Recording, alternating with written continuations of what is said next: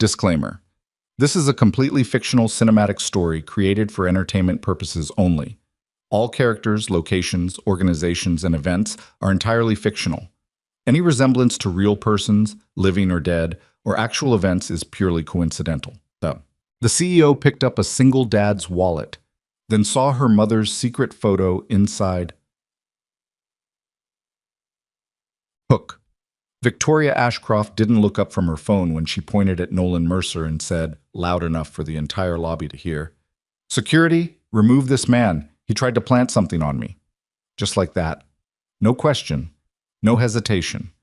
A maintenance worker in a gray uniform, standing in the middle of the gleaming Ashcroft Corporation headquarters with mop water still drying on his hands.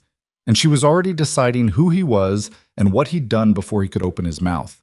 The security guards moved fast, people in the lobby froze, and Nolan Mercer, a quiet man, a tired man, a man who had not slept more than 5 hours in 3 days, just stood there and said calmly, "Ma'am, that's my wallet."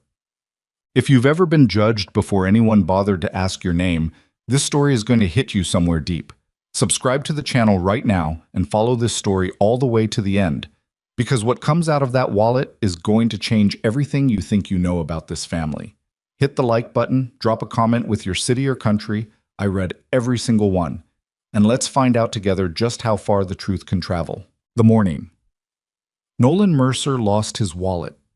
Started the same way most of his mornings did, badly, quietly, and without anyone noticing. He was up at 5:15, not because he wanted to be, but because his daughter Lily had a habit of coughing in her sleep whenever the weather turned cold, and he'd spent the last 40 minutes lying on his back in the dark, listening to make sure it didn't get worse. It didn't.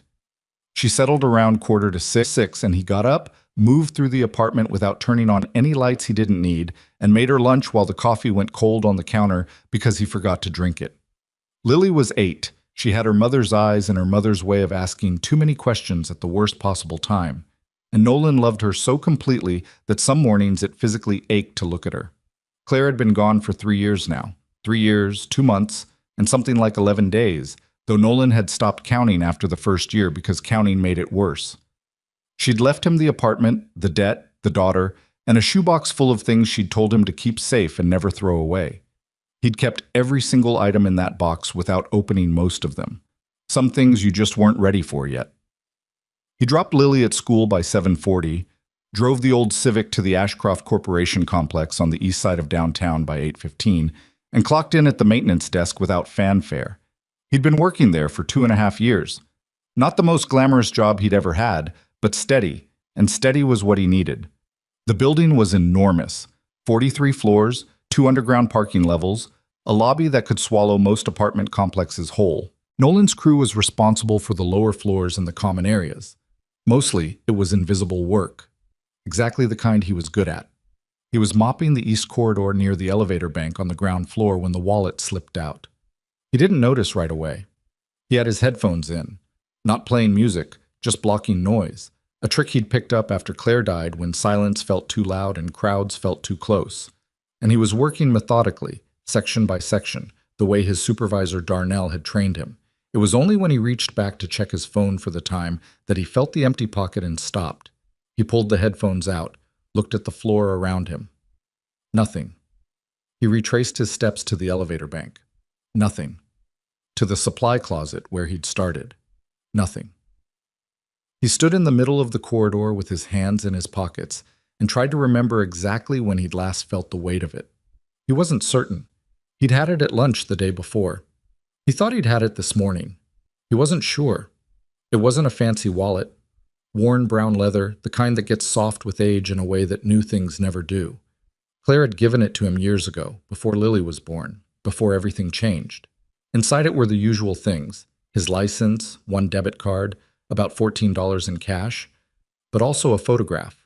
Small, faded at the edges.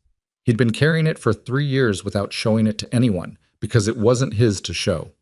Claire had put it there. He'd found the wallet on the kitchen counter the morning after she died, tucked under a handwritten note that simply read, "Keep this with you. When the time is right, you'll know what to do with it." He'd never fully understood what she meant. He'd carried it because she'd asked him to, and because letting go of things she'd touched felt like losing her twice. He spent most of the morning looking. He asked the two people he passed in the corridor if they'd seen anything. They hadn't. He checked with the front desk on his break. Nothing had been turned in. By noon, he'd mostly accepted it was gone, which put a knot in his stomach he couldn't shake for the rest of the afternoon. Not about the $14 or the debit card, but about that photograph. He didn't know exactly what it meant or why Claire had kept it hidden for so long. He knew only what he could see in it. Two women, young, embracing in what looked like a garden somewhere.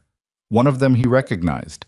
He'd seen photographs of Eleanor Ashcroft, the late matriarch of the Ashcroft family, in enough newspaper archives and lobby displays over the past 2 years to know her face. The other woman he didn't know. And on the back, in handwriting he didn't recognize, "My firstborn daughter deserves to be remembered." Claire had never explained it to him. He'd asked once, early in their marriage, and she'd gotten a look on her face he'd only seen a handful of times. Not fear exactly, more like something old and heavy had just stepped back into the room. And she'd said quietly, "Not yet, please." So he'd dropped it. He'd trusted her. He'd carried the wallet. And now it was gone. Victoria Ashcroft found it at 12:47. She was walking back from a lunch meeting that had run long and ended badly. The kind of afternoon where everything feels like it's slightly tilted, like someone has adjusted the floor by 2 degrees and not told you. The lunch had been with a man named Gerald Finch, one of the corporation's oldest investors, who had spent 45 minutes being politely condescending about the company's quarterly performance, while Victoria sat across from him and did the math in her head on how many times he'd eaten at her family's expense over the past 30 years. She hadn't said any of it out loud. She'd smiled and thanked him for his candor and walked back to the building with her jaw set and her heels hitting the marble a little harder than usual. She was cutting through the east corridor toward the private elevator when she saw it, a brown leather wallet sitting against the baseboard beneath the wall-mounted directory. She nearly kept walking. Then something made her stop. She picked it up, looked at the driver's license through the small plastic window. Nolan Mercer. Address somewhere on the east side. She didn't recognize the name. She opened it to find a card or a receipt with a number, and the photograph fell out and landed face down on the marble floor. She picked it up, turned it over. And for a moment she just stood there in the corridor with people moving past her on both sides, and her lunch turning to something cold in her stomach. She knew her mother's face. She'd grown up studying it, in portraits, in photographs, in the careful way her father had curated Eleanor Ashcroft's memory after her death, controlling every image and every story until Eleanor existed more as a symbol than a person. Victoria had spent years trying to find the real woman underneath all that curation, and here was her mother's face, younger than Victoria had ever seen it, before the composed public life and the practiced smile, pressed against the cheek of a young woman Victoria did not recognize. She read what was written on the back. "My firstborn daughter deserves to be remembered." She read it twice, then a third time. Her hands were not entirely steady. Her mind went to the name on the license almost immediately. Nolan Mercer, a maintenance worker in her building, a man who had somehow come to be carrying a photograph of her mother alongside a message about a daughter no one in the family had ever mentioned. Her mind moved fast when it was threatened. That was something she'd inherited, she supposed, though from which parent she'd never fully decided. And right now her mind was building a story with the speed and efficiency of someone who'd survived too many corporate crises to sit quietly with uncertainty. He put it somewhere he knew I'd find it. The East Corridor, the route from my parking space to my private elevator. He works here. He knows my patterns. She knew it wasn't a complete theory. She knew there were other explanations. But she was standing in a hallway with her mother's face in her hand and a message about a secret daughter she'd never heard of. And rational analysis felt much further away than it normally did. She pocketed the wallet and the photograph and went upstairs. She had him brought to the lobby at 2 o'clock. She didn't go down herself. She sent her assistant Marcus with 2 of the building's security detail because she wanted the situation contained before she walked into it. She watched from the second-floor mezzanine, standing back from the railing enough that she couldn't be easily seen. Nolan Mercer was a tall man, lean in the way of someone who moved for a living rather than trained for it. He had dark hair going gray at the temples, a face that looked like it had been tired for a while, and the particular stillness of a person who'd learned not to react quickly. He came when security approached him. He didn't argue or look alarmed or perform innocence. He just pulled his headphones out and came. Marcus spoke to him. Nolan answered. Marcus came back up and reported that he denied any knowledge of why he'd been summoned and that his wallet had gone missing earlier that morning. Of course that's what he says, Victoria said, and went downstairs. She heard the shift in the lobby as she came through the glass doors from the executive corridor, the small collective tightening that happened whenever people became aware of her. She was used to it. She walked directly to where Nolan was standing between the two security guards and stopped about 4 feet from him. He looked at her. No particular recognition, no nerves she could detect. That bothered her. "My name is Victoria Ashcroft," she said. "I know who you are," he said. Not rude, just factual. "You dropped something in this building this morning." He waited. She held up the wallet. "Would you like to explain what's inside it?" Something crossed his face then. Not guilt, not calculation. It was more like the expression of a man who'd just heard something fall in another room and wasn't yet sure how bad it was. "That's my wallet," he said. "I know. Your name is on the license. What I'm interested in is the photograph." He was quiet for a moment. Not the kind of quiet that buys time, the other kind. The kind that costs something. "Where did you find it?" he asked. "East corridor, first floor." She watched his face carefully. "Exactly where you were working this morning." "I was looking for it all morning," he said. "I didn't know it had fallen there." Very convenient location to lose something. He frowned. It was a real frown, not a performed one. "What does that mean?" Victoria glanced at the people in the lobby. Desk staff, visitors, a cluster of associates who drifted a few steps closer than they should have. She'd already made a decision, and she'd made it upstairs, and she didn't reverse decisions in the middle of their execution. She said loud enough to be heard clearly, "Security, remove this man from the premises. He came into this building with the intent to intimidate a member of this family, and I won't have it." The lobby went still. Nolan did not raise his voice. He did not look around to check whether people were watching him. He looked directly at her and said, "Ma'am, that's my wallet, and I don't know what you think I did, but I didn't do it. The photograph inside it was put there by my wife," he said, "my late wife." That landed differently than she expected. She felt it, a small shift, like a gear catching somewhere, but she kept her expression neutral. "Your wife?" "Yes, her name was Claire. She died 3 years ago. I've been carrying that wallet because she asked me to." He paused. Not for effect, just choosing words carefully. "I don't know who those women in that photograph are. I only know that it mattered to Claire enough to keep it hidden for years. I wasn't trying to intimidate anyone. I didn't even know it had fallen out." The security guards were still flanking him. Nobody had moved. Victoria looked at the wallet in her hand, then at him. "If that's true," she said, "you won't object to answering some questions. I have a daughter to pick up at 3:15. This won't take long." Something passed over his face. Not fear, not compliance. More like a man deciding whether to be patient or to be done. He chose patience. "All right," he said, "ask your questions." She had Marcus escort him to a small meeting room off the lobby rather than take him upstairs, which was either a courtesy or a power decision, and she wasn't entirely sure which. She sat across the table from him, no security in the room, which was her choice. If she was wrong about him, she'd deal with that. If she was right, she wanted to see what he looked like when the cameras were further away. She put the photograph on the table between them. He looked at it. His face changed in a way she hadn't seen before, something quieter underneath all the tiredness. "I haven't actually looked at this in a while," he said, almost to himself. "You recognize the women?" He didn't answer right away.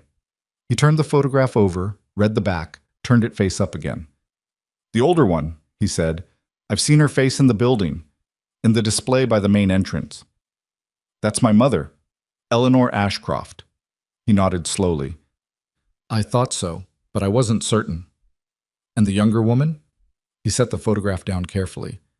"I think," he said, and then stopped. He rubbed the side of his jaw. "I think she's my wife." Victoria stared at him. "I'm not certain," he said. "The photo is old. Claire was... The woman in the photo looks young. Late teens, maybe. I only knew Claire when she was in her 30s, but there's something about the way she's standing, and the hair." He stopped. "Claire never talked about her family. Not ever. I knew her for 11 years and she never once mentioned where she came from or who her parents were. I thought it was just that it was painful for her. People have things they don't talk about. I didn't push. And she left this in your wallet with a note asking me to keep it safe. He looked up from the photograph. She said I'd know when the time was right. Victoria sat very still. The meeting room was small enough that she could hear the air conditioning. She was aware that she'd come in here believing one thing about this man, and that what he was saying didn't fit it cleanly. She was also aware that a story about a dead wife and mysterious photographs and things that mattered too much to explain, all of that was exactly the kind of thing a skilled manipulator would build. She'd seen enough of them in boardrooms to know the shape, but she was also looking at his face, and she'd been reading faces in high-pressure rooms for 15 years, and there was something in the way he talked about Claire that she could not manufacture a motive for. It was just grief. Specific and worn in, and not for show. "Where's the rest of the note?" she asked. "I burned it," he said, "about a year after she died. Not on purpose. It was a bad night. I was clearing things out. I didn't realize what I was doing until it was already gone." He said it without flinching, which meant he'd said it before to himself probably, multiple times. "I remember what it said. I don't have the paper." "Very convenient," she said, and immediately heard how it sounded. He didn't react to that. He just looked at her with an expression that was too tired to be offended. "I understand why you don't trust me," he said. "I'm a stranger with a photograph of your mother. If I were in your position, I'd be suspicious too." He pushed his chair back slightly from the table. "But I'm not here to threaten you or get anything from you. I lost my wallet. That's the whole story." Victoria looked at the photograph. Her mother. Young. Laughing, actually. The kind of laugh that came from somewhere real, not the composed brightness her mother had shown in every public photograph Victoria had ever seen. Pressed against a young woman with her eyes nearly closed, arms wrapped around each other, in a garden that looked like summer. "My firstborn daughter deserves to be remembered. She'd been her mother's only daughter. That was what she'd been told. What everyone had been told." She picked the photograph up and held it. She wanted to ask a dozen things at once, and didn't let herself. She chose one. "Your wife's full name?" "Claire Ann Mercer. Before we married, it was Claire Ann Holloway." Victoria wrote it down on the notepad she'd brought in and said nothing else for a long moment. Then she said, "You can go. Someone will contact you about recovering your wallet through proper channels." He stood. He was almost to the door when she said, without looking up from the notepad, "Did she ever say anything about her mother?" He stopped. His hand was on the doorframe.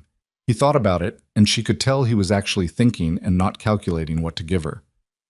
"Once," he said, "we'd been married maybe 2 years. She woke up from a dream crying. Not unusual, she had bad dreams sometimes. And I asked her what it was. She said she dreamed about a woman she used to know. I asked her who." He paused. "She said, someone who loved me and couldn't keep me. And I forgave her a long time ago, but the dream doesn't know that yet." He left. Victoria sat in the meeting room alone for several minutes with the photograph in her hand and the name Claire Ann Holloway written in her own handwriting on a notepad, and tried to figure out how many things she'd just gotten wrong. She went back upstairs to her office and closed the door, which was something she rarely did in the middle of a workday. Her assistant Marcus buzzed her once, and she let it go. She stood at the window that looked out over the city, 41 floors up, the kind of view that made everything below look manageable and small, and thought about her mother. Eleanor Ashcroft had died when Victoria was 26. A stroke, fast, no warning.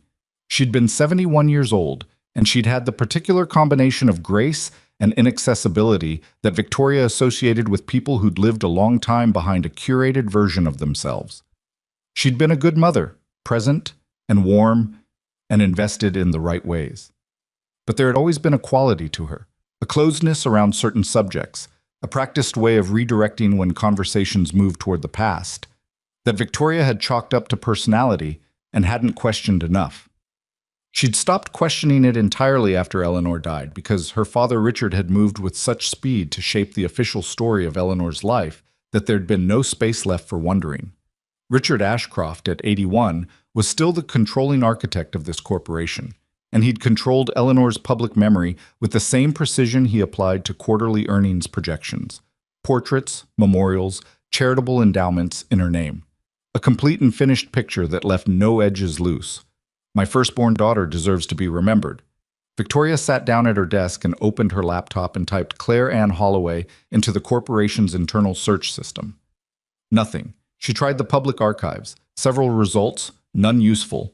Wrong age, wrong geography. The name was common enough to return noise. She closed the laptop and picked up her phone and held it without dialing. She was thinking about who to call, and in thinking about that, she was already building the list of people who would immediately report back to her father. That list was longer than it should have been. It had gotten longer over the years without her entirely noticing, and now, sitting in her office with a photograph she couldn't explain, and a name she couldn't verify, and a man downstairs who might have known something her mother had kept buried for decades. Now she noticed. She typed a text message to her personal attorney, Diane Park, who worked independently of the family firm and always had. I need to find information on a private individual, not corporate, not through the usual channels. Can you recommend someone discreet? Diane responded in 4 minutes. Are you okay? Victoria looked at that for a moment. Then she typed, not sure yet, just being careful. She put the phone down and looked at the photograph again, lying on the corner of her desk. Her mother's young face. A laugh she'd never seen in any other photograph. Whatever Richard Ashcroft had spent 40 years building his version of, whatever tidy story he'd assembled and presented to the world and to his own daughter, something had been left out of it. Victoria had spent her adult life running a company. She knew what it looked like when the numbers didn't balance. When you looked at the ledger and something was missing, but the total had been adjusted to hide it. Something was missing. She was going to find out what it was. She just wasn't going to tell her father she was looking. Diane Park called back the following morning, before 8, which meant she'd already started working on it. I have someone, she said without preamble. His name is Walt Greer. He's been doing private investigation work for about 20 years. Former public records auditor. He's quiet, he's thorough, and he doesn't talk to people he isn't working for. Has he worked for anyone connected to my family? A pause. Not that I'm aware of, but I'll confirm before I pass your information along. Do that first, Victoria said. She was in her car, being driven to the office, watching the city pass outside the window in the gray early light. She hadn't slept particularly well. She'd spent most of the night reading, going back through old family documents she kept scanned on a private drive, things she'd gathered over the years without any specific reason, the kind of archiving that people do when they sense something without being able to name it. Company and corporation records, her mother's charity board appointments, a handful of press clippings from the years before Victoria was born, nothing that answered anything. But she'd noticed for the first time how precisely the public record of Eleanor Ashcroft's early life had been trimmed. There were years with almost nothing, her mid-20s, a stretch from roughly 23 to 28, where the biographical record went quiet in a way that biographies usually didn't. She'd been 30 when she married Richard Ashcroft. Victoria had always been told that was when her mother's real life began, which was the kind of thing that made sense when you were a child listening to your father tell the story, and made considerably less sense when you were 44 years old sitting in a car with your mother's photograph and a name you couldn't place. One more thing, she said to Diane. I need you to search for a name, Claire Ann Holloway, probably born somewhere between 50 and 60 years ago. I don't have a location. What am I looking for? Anything. Start broad. Another pause. Victoria, is this connected to the corporation? No, she said. This is personal. She hung up and looked out the window for the rest of the ride. She did not fire Nolan Mercer. She'd considered it the previous afternoon, a clean removal, no further entanglement. But she'd talked herself out of it somewhere around the 3rd hour of not sleeping. If he was telling the truth, firing him was wrong. If he was lying, having him in the building where she could observe him was strategically smarter than pushing him out the door. And there was a third reason she didn't examine too carefully. She wanted to be able to find him quickly if what Diane came back with required a follow-up conversation. She saw him from the second-floor mezzanine at 8:40. He was in the lobby with a cart, replacing the bulbs in one of the overhead fixture panels. He worked with the particular focused quiet of someone who'd learned to be invisible inside buildings full of people who didn't notice maintenance workers. He didn't look up toward the mezzanine. She moved on. Her morning was full in the usual way. A budget review meeting that should have taken 40 minutes and took 90. 2 calls with department heads about a facilities expansion project that kept running into zoning issues. A brief and unpleasant conversation with the head of legal about a contract dispute that had been sitting unresolved for 6 weeks. None of it required anything she didn't already have. She went through it efficiently and without particular engagement, which was its own kind of skill. Her father called at 11:15. "I heard there was an incident in the lobby yesterday," Richard Ashcroft said. He had a voice that had never lost the particular quality of a man accustomed to being the most important person in any room. Measured, slightly deep, with a precision that always made it sound like he was delivering a verdict rather than starting a conversation. Victoria kept her face neutral, even though she was alone in her office. She'd learned that habit years ago. "A maintenance employee lost his wallet," she said. "It was recovered. No significant incident. Marcus tells me you had the man brought up for questioning." "Marcus." She filed that away. "I spoke with him briefly. It was handled." "Was there a security concern?" "No, a misunderstanding." She let that sit for a half second. "I didn't realize Marcus was reporting lobby activity to you directly."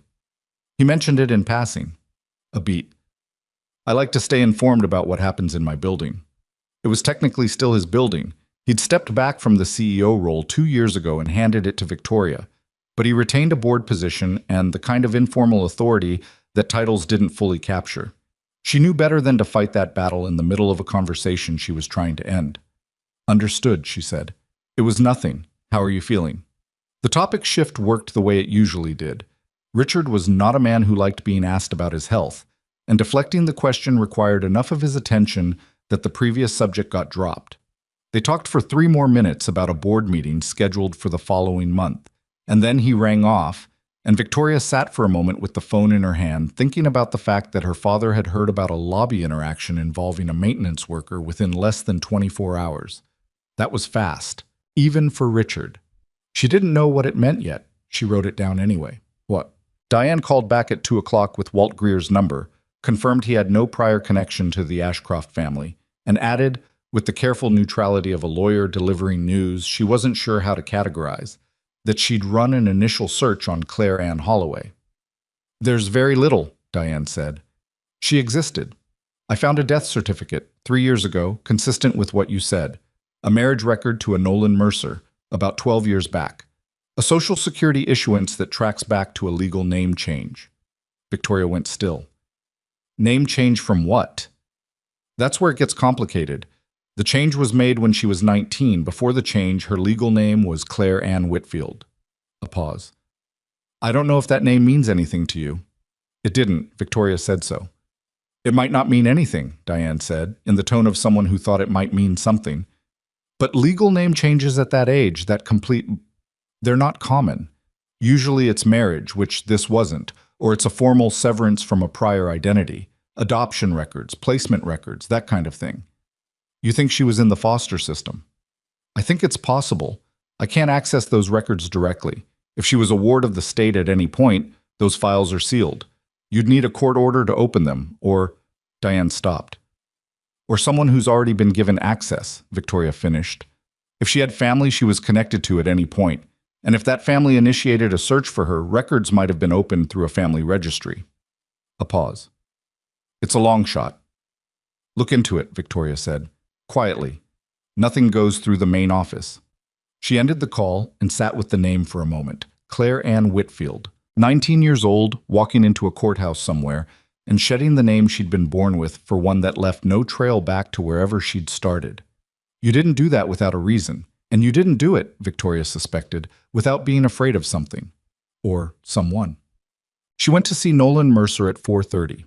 She didn't announce herself. She found him in the basement level, finishing up a filter replacement on one of the HVAC units, and she stood in the doorway of the utility corridor until he noticed her, which took about 30 seconds because he was actually concentrating on what he was doing. He straightened up. He didn't look surprised exactly, more like a man who'd been half expecting something and was now in the business of figuring out what it was. "Ms. Ashcroft," he said. "Mr. Mercer." She stepped into the corridor. The space was narrow, lit with fluorescence, smelling of machine oil and the particular dry cold of circulated air. I have a question for you, and I'd like a straight answer. All right. Did your wife ever mention the name Whitfield? He looked at her steadily. She watched something move through his expression. Not shock, but recognition. The kind you had when a word connected to a feeling you'd carried without being able to name it. That was her name, he said, before she changed it. I didn't know until after she died. I found the paperwork in a file box she'd left in the storage unit. Did she say why she changed it? She was dead when I found it, he said, and said it without sharpness, but with enough weight that Victoria heard what was underneath. He'd gone looking for answers the same way she was doing now, and he'd found them too late and partial. Was there anything else in that file box? He was quiet for a moment. Then, why don't you tell me what you already know, and I'll tell you if there's more. It was a reasonable thing to say. She almost respected it. Her name before the change was Whitfield, Victoria said. She changed it at 19. Before that, based on what I've been able to find today, it looks like she may have been in the foster care system. I don't know how long or from what age. She paused. The woman in the photograph. The message on the back. If my mother wrote that about your wife, about Claire, then she had a daughter before she married my father, and that daughter was given up or taken away, and Claire was her. She said it plainly. The corridor wasn't the right place for anything else. Nolan looked at the floor for a moment. When he looked back up, something in his face had settled into a different configuration. Not surprise. Not the face of a man hearing this for the first time. The face of a man hearing a sentence put to something he'd been circling for 3 years without quite being able to say it. The file box had other things in it, he said. Documents. I didn't understand all of them at the time. I put them back in the box and put the box back in storage because... He stopped. Started again. Because opening someone's secrets after they're gone feels different than opening them together. I wasn't ready. Where's the storage unit? East side. About 20 minutes from here. Victoria looked at him. He looked back at her. Neither of them was entirely comfortable, and neither of them pretended to be, which was the most honest the conversation had been since it started. I'd like to see what's in it, she said, if you're willing. You told building security I was trying to intimidate you, he said. Not accusatory, just stating a fact that was still on the table between them. I know, she said. I was wrong about that. She didn't apologize effusively. She said it the way she'd want someone to say it to her, straight, without decoration. He nodded once. I pick up my daughter at 3:15. I can meet you there at 5:30 if you give me a number to text when I'm on my way. She gave him her direct cell number, which she gave to almost nobody, and left him in the utility corridor south. The storage facility was one of those anonymous orange-painted places on a commercial strip, every unit identical, the kind of location that existed specifically to hold the parts of people's lives that didn't fit anywhere else. Nolan was already there when her driver pulled up, standing outside Unit 47 with a key in his hand and a little girl beside him who looked up at Victoria with the frank, unguarded curiosity that children had before they learned to be careful about it. This is Lily, Nolan said. Hi, Lily said. Are you from my dad's work? Something like that, Victoria said. Your shoes are really tall. Lily, Nolan said. They are, though. Victoria looked down at her heels. They are, she agreed. She wasn't particularly comfortable with children. She didn't have any of her own, and she'd never developed the easy register that some adults found naturally. But there was something about this kid, the directness, the complete lack of performance, that she found she didn't mind. Nolan unlocked the unit and pulled the rolling door up. It was a small space, mostly boxes, some furniture under moving blankets. He went to the back and came out with a medium-sized plastic file box, gray, the lid secured with a bungee cord. He set it on the concrete outside the unit and looked at Victoria. You want to do this here? Is there somewhere else? He thought about it. There's a diner 2 blocks over. Lily needs dinner anyway. The diner was called Marlowe's. It had red vinyl booths and a laminated menu and the specific ambient noise of a place that had been feeding the same neighborhood for 30 years. Lily ordered a grilled cheese without looking at the menu, which suggested she'd been here before. Victoria ordered coffee she didn't particularly want because not ordering anything felt strange. Nolan put the file box on the table between them and took the bungee cord off. He opened it and looked inside for a moment before he started pulling things out, and Victoria got the impression he was steeling himself for something, the way you did with things you'd been deliberately not touching. The first layer was mostly administrative. Old utility bills in Claire's name, some bank statements, a lease agreement from an apartment in a city 3 states away. Nothing that meant anything on its own. Nolan moved past it. Underneath was a manila envelope sealed with a strip of tape that had dried out and mostly let go. He peeled it open carefully and laid the contents on the table. Several documents, some handwritten. One printed on what looked like official letterhead from a legal firm, yellowed with age. A photograph, different from the one in the wallet, larger, taken outdoors. And a small folded piece of paper, the kind torn from a notepad, covered in the same handwriting Victoria had seen on the back of the photograph. She recognized the handwriting. "That's my mother's," she said quietly. Nolan looked at her. "You're certain?" "I grew up reading her handwriting, notes in books, birthday cards." She reached for the folded paper and then stopped herself, looked at him. He nodded. She unfolded it.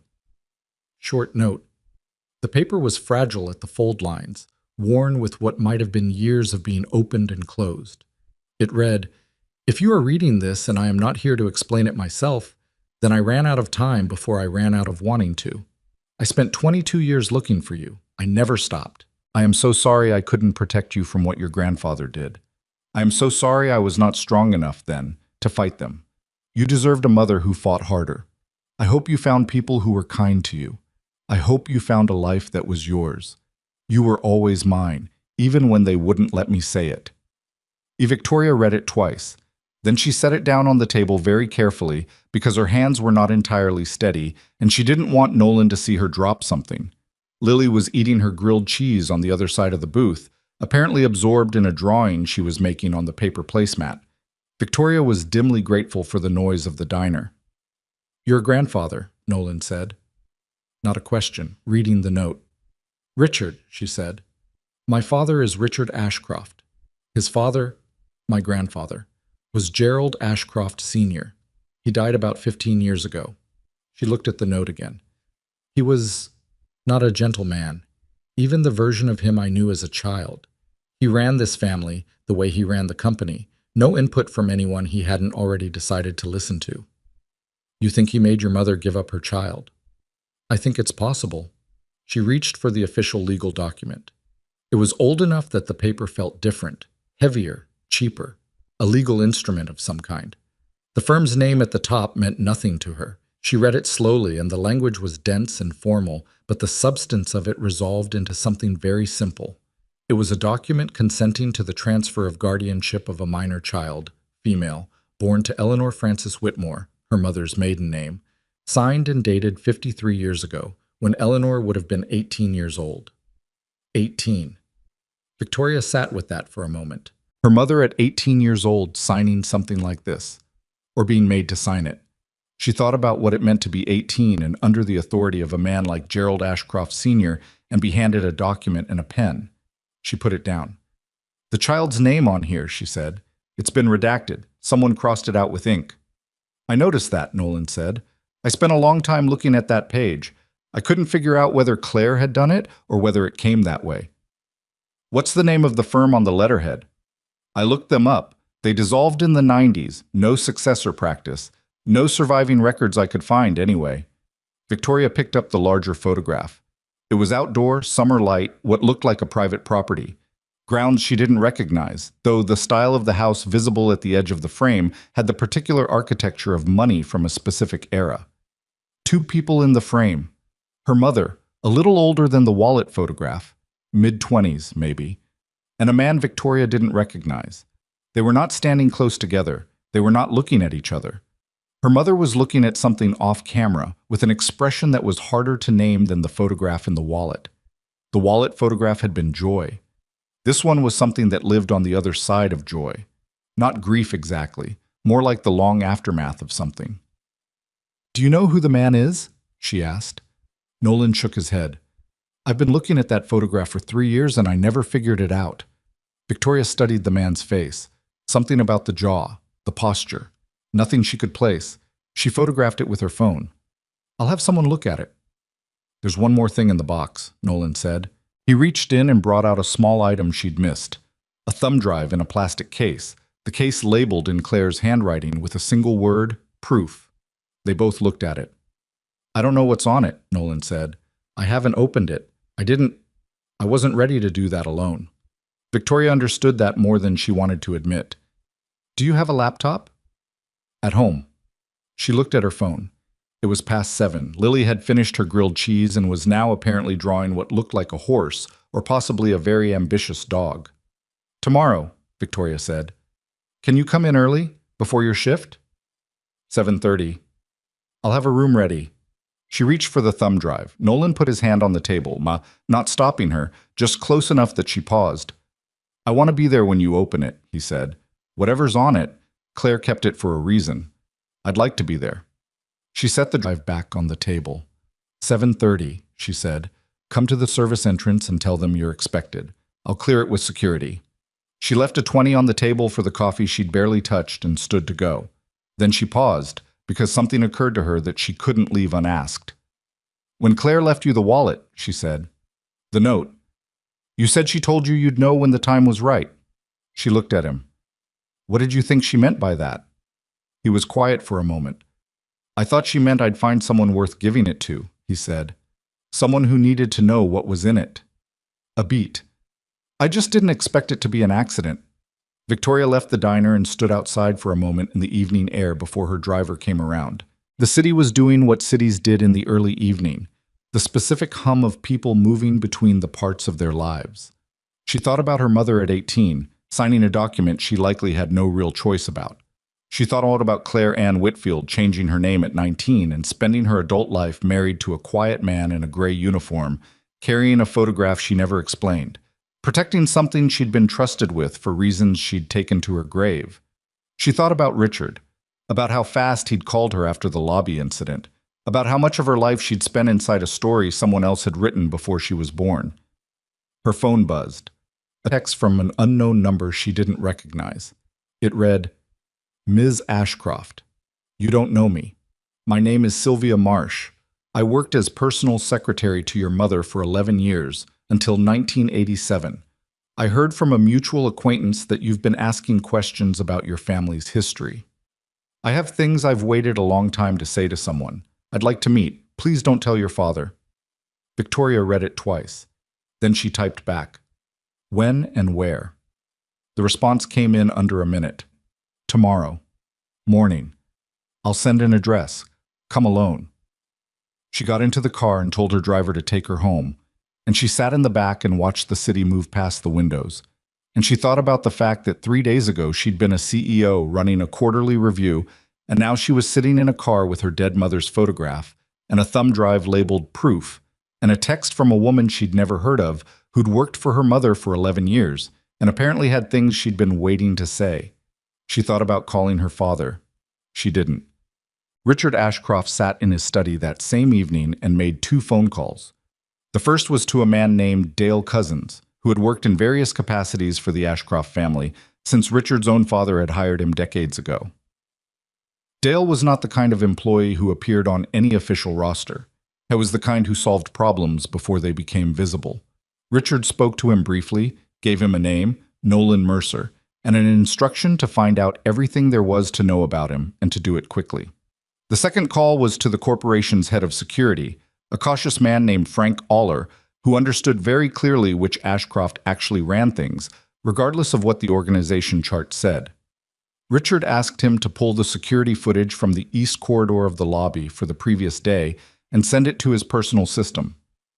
The CEO is already aware of the incident, Frank said, carefully. I know, Richard said. Send it anyway. He ended the call and sat for a moment in the leather chair behind the desk he'd used for 40 years. The room was full of the particular silence of a man who'd spent decades controlling the noise around him and had gotten very good at it. Photographs on the wall, family, corporation milestones, Eleanor's face in a dozen frames, all of them from the years after she'd married him, which was exactly the way Richard had always preferred it. He looked at Eleanor's face in the nearest frame for a long moment. Not now, he said, to nobody. To the room. To whatever remained of 30 years of careful arrangement. I'm not going to let this unravel now. He reached for his drink and did not take his eyes off his wife's photograph for a long time.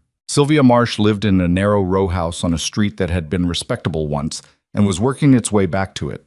The kind of block where half the houses had new paint and the other half were still deciding. The address she'd sent put Victoria in front of a sage green door at 8:15 in the morning, alone, as instructed, having told her driver to wait 2 streets over. She knocked, waited, knocked again.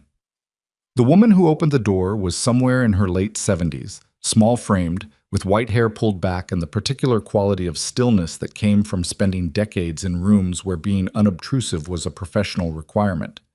She looked at Victoria with an expression that was partly recognition and partly something older and more complicated than recognition. "You look like her," Sylvia Marsh said. "Around the eyes. Come in."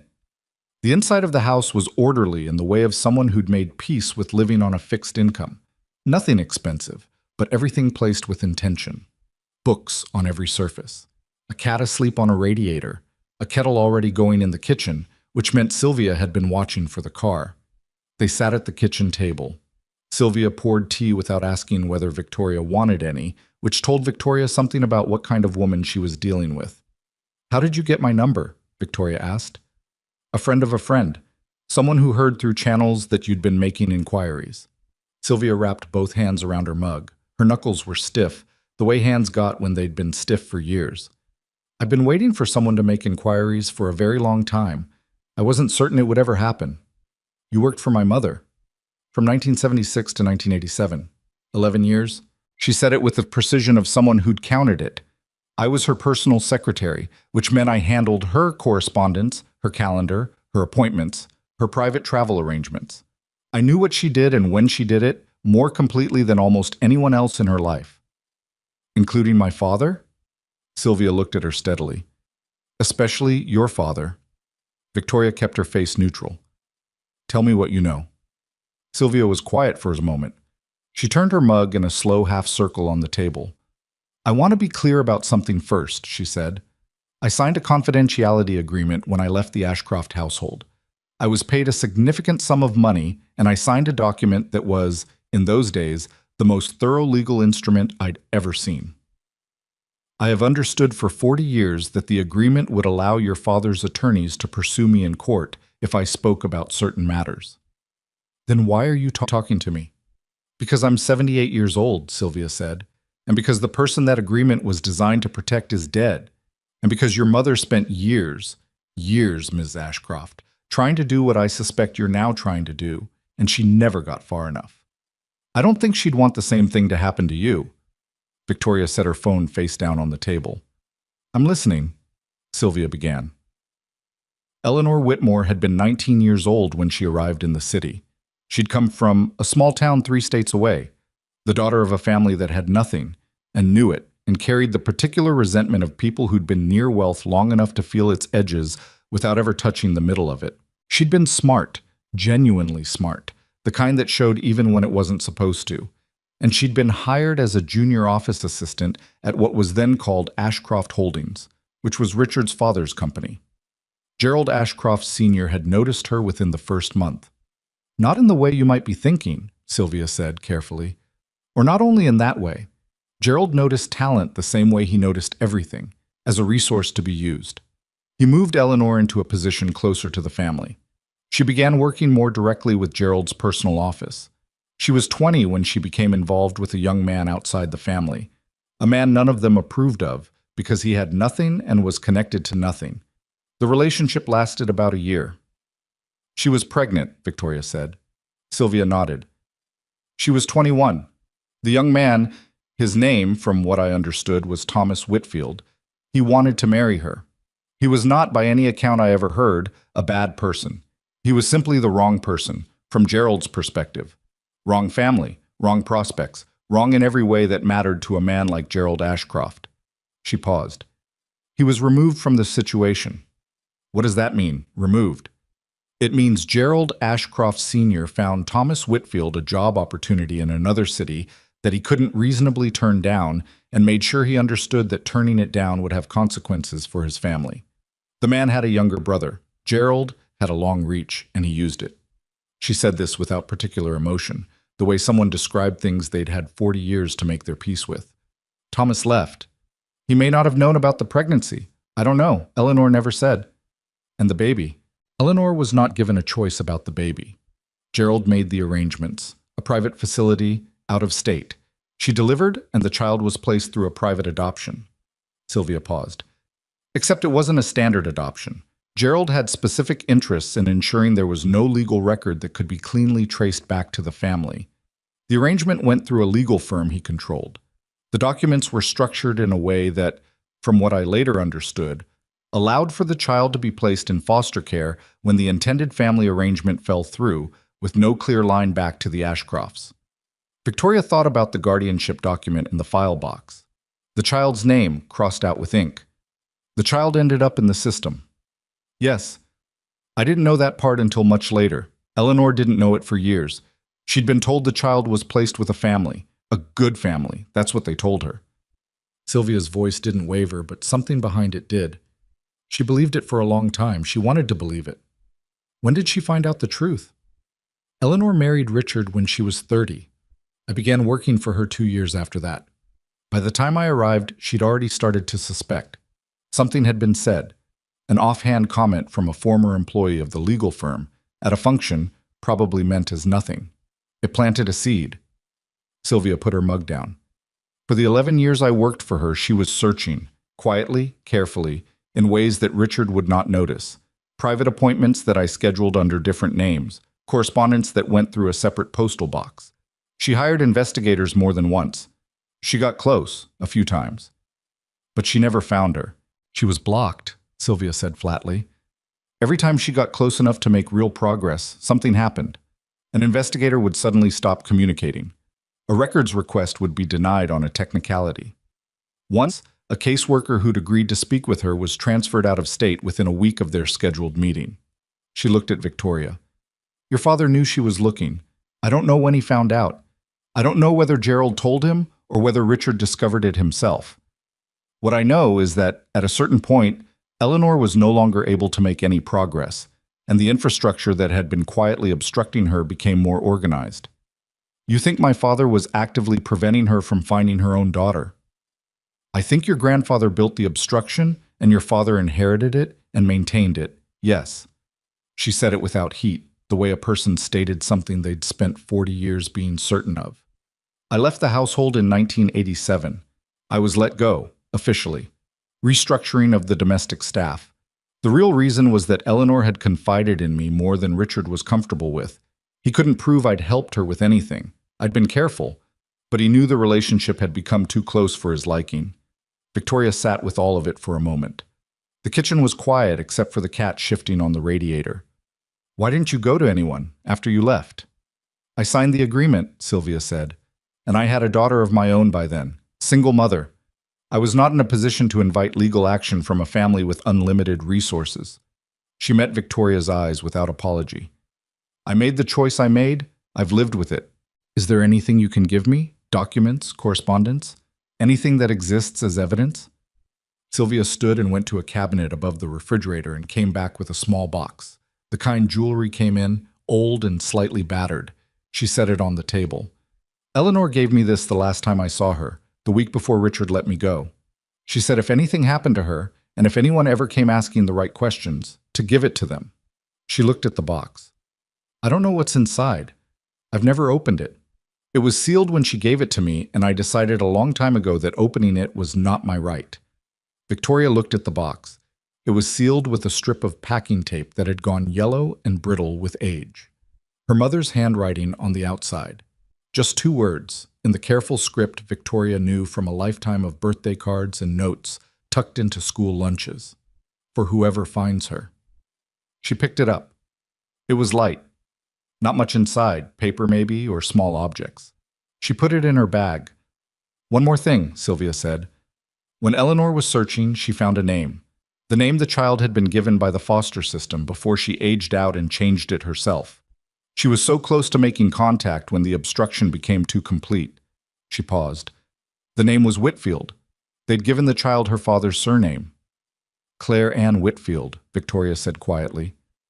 Sylvia looked at her for a moment. You've already been further than Eleanor got in 20 years, she said. Be more careful than she was.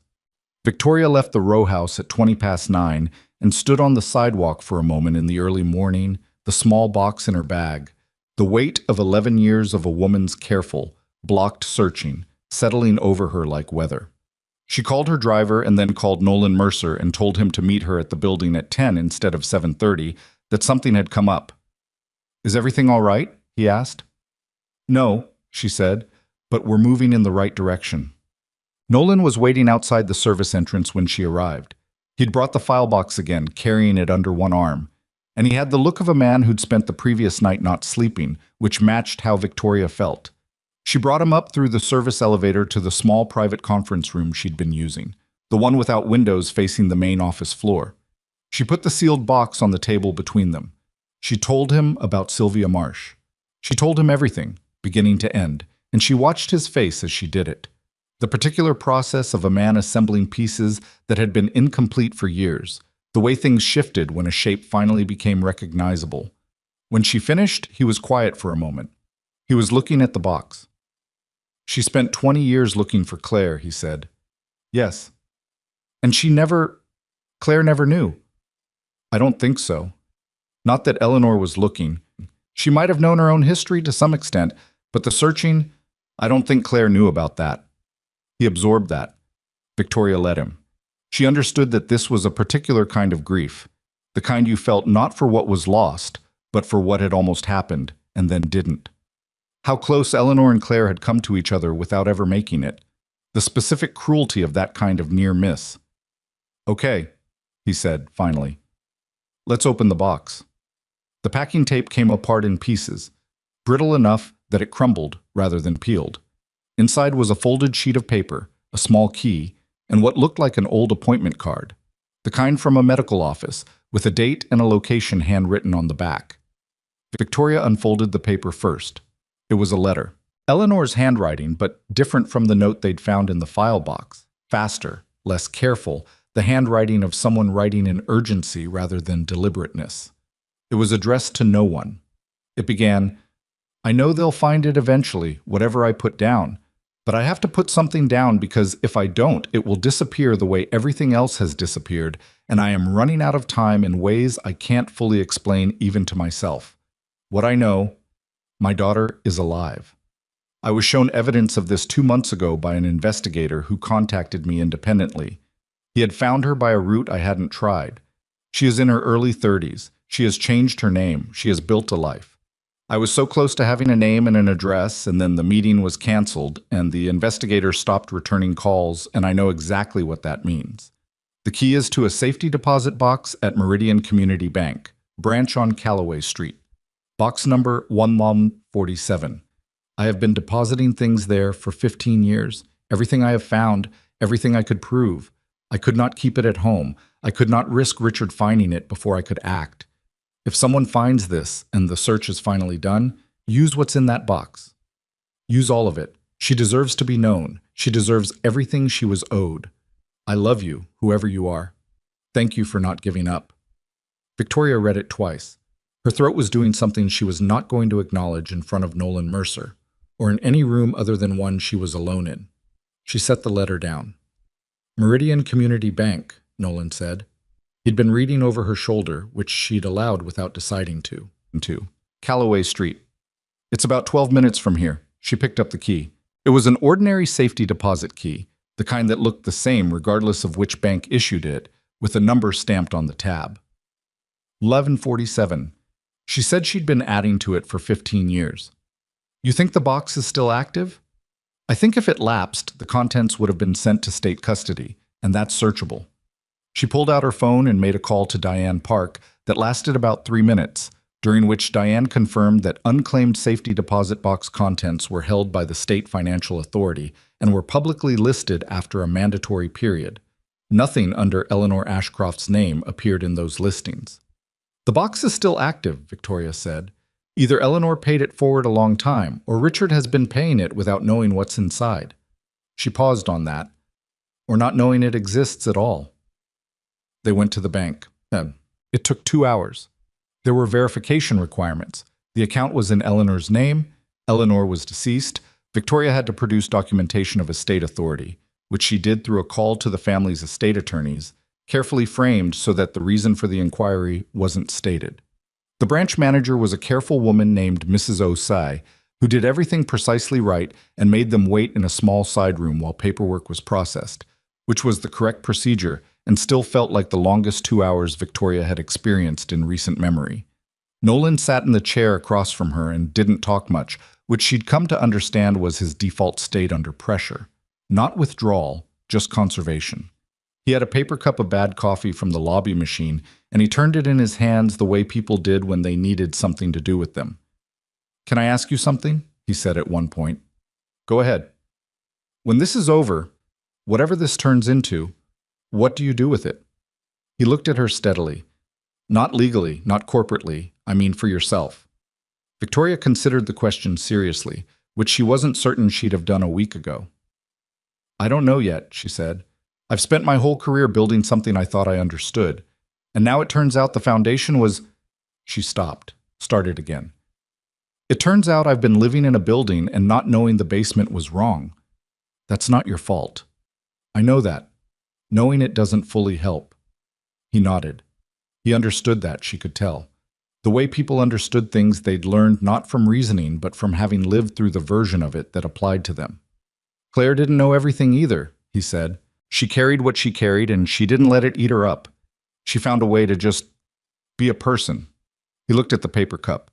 "I'm not saying that's easy. I'm just saying she managed it." "She sounds like someone worth knowing," Victoria said. She was. She was also difficult and stubborn, and she couldn't parallel park to save her life, and she cried at commercials about dogs. He said it with the specific fondness of someone telling the truth about a person rather than the version you told at funerals. "She was a real person. That's the best thing I can say." Mrs. Osei came back in at 11:40 and led them to the vault. The safety deposit box was longer than standard, one of the larger sizes, which meant Eleanor had planned for volume. Victoria put the key in. It turned. She lifted the lid. Inside, 3 decades of careful, frightened, determined documentation. Folders, organized and labeled. A small personal journal, spiral-bound. A sealed envelope marked DNA. Laboratory confirmation with a date stamp from 14 years ago.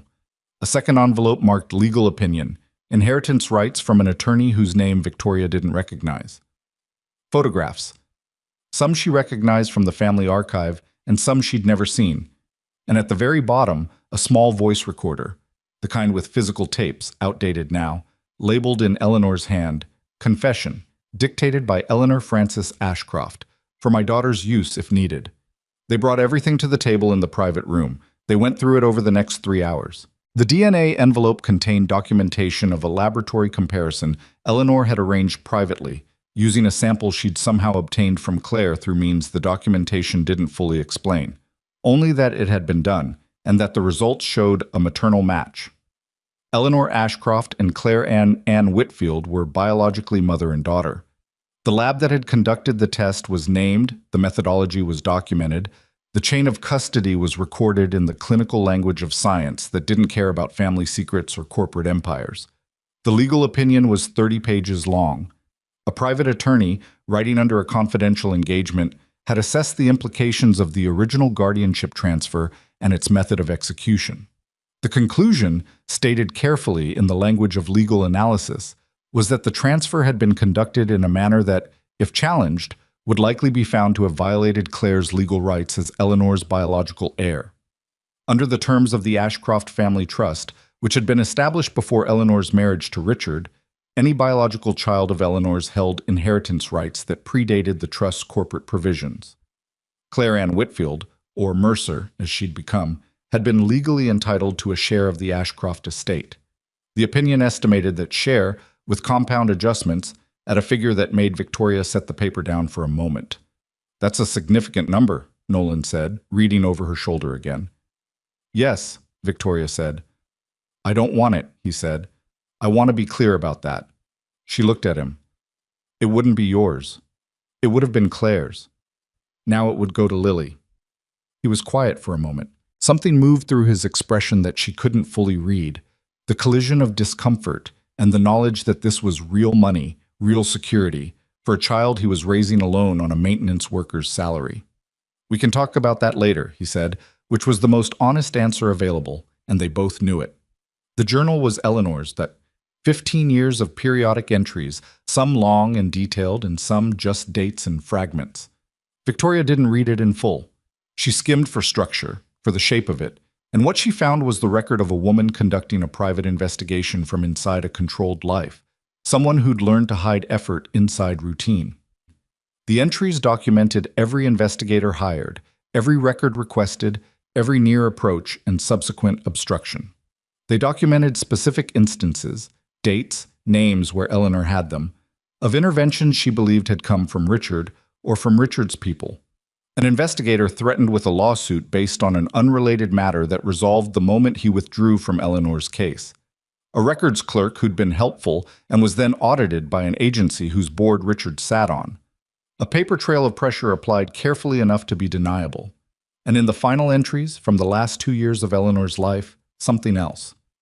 Eleanor had found a different avenue. Not an investigator, but a contact within the foster care system's historical records office. A woman named Patricia Danes who had worked with the records long enough to know where things were buried. They'd met 3 times. Eleanor had paid her nothing, which had been Patricia's insistence. She didn't want money, she just wanted the record to be corrected. In the last entry, written 6 weeks before Eleanor's stroke, she'd written, "Patricia has found the original intake record. The name at the top is Whitfield. She can testify to what she found. I have asked her to prepare a written statement, and I am going to—" The entry stopped there, mid-sentence. Eleanor had put the journal down and never picked it up again, or perhaps had never gotten back to that moment with the pen and the page. 6 weeks later, she'd had a stroke at home and died within 48 hours. Victoria sat with that for a long time. "Patricia Danes," Nolan said quietly. "I know." Victoria was already writing the name down. "We need to find her. Still function." She found the play button, pressed it, static for a moment. Then Eleanor Ashcroft's voice, her actual voice, something Victoria had not heard in 18 years, came out of the small speaker in the quality of old tape, slightly compressed, entirely recognizable. "I am recording this because I'm afraid of what happens if I run out of time before I finish what I've started. I am also recording it because I want my daughter to hear my voice. If you're listening to this, I don't know your name yet, or I died before I could tell you that I found out. But I want you to know what happened, from the beginning, in my words." Victoria pressed stop. Her hand was not steady. Nolan didn't say anything. He looked at the recorder and then at her, and he simply waited. She pressed play again. Eleanor spoke for 11 minutes. She described everything: Thomas Whitfield, the pregnancy, Gerald's intervention, the signing she'd been coerced into, the years of searching, Richard's role, the specific moment she'd understood that Richard had known all along and had chosen to help maintain his father's architecture rather than help Eleanor dismantle it. She spoke without breaking down, mostly, though there were 2 places in the recording where she went quiet for several seconds and came back with her voice a fraction less controlled than it had been. She spoke the way someone spoke when they'd rehearsed a thing many times in their head and were finally carefully putting it into a form that would outlast them. At the end, she said, "Richard is not a violent man. He is something I think is worse. He is a man who decided a long time ago that the order of things as he preferred them was more important than the harm done to maintain that order. He has lived comfortably inside that decision for 40 years. I cannot say I didn't know what he was when I married him. I cannot say I wasn't partly afraid of that quality, and partly drawn to it, in the way people are sometimes drawn to things that feel like safety, even when they're really just control. I have made my own mistakes. I am not asking anyone to absolve me of them. I am only asking that my daughter be known. That is the only thing I have ever wanted for the last 30 years. Please let her be known." The tape ended. The room was very quiet. Victoria set the recorder down on the table. She looked at the collection of folders and documents, and the journal, and the sealed envelopes. 30 years of her mother's work, hidden in a box in a bank that Richard had apparently never known existed. "We need a lawyer," she said. "Not Diane," she was thinking, not because Diane wasn't good, but because what was in this box was beyond what one person could handle. A litigation team. Someone who handles estate challenges. "I know someone," Nolan said, which surprised her. Claire had a friend, a woman she trusted. She became an attorney. Family law, inheritance cases. I haven't talked to her in years, but I can call. Call her? Victoria said. Her phone buzzed on the table. She glanced at it.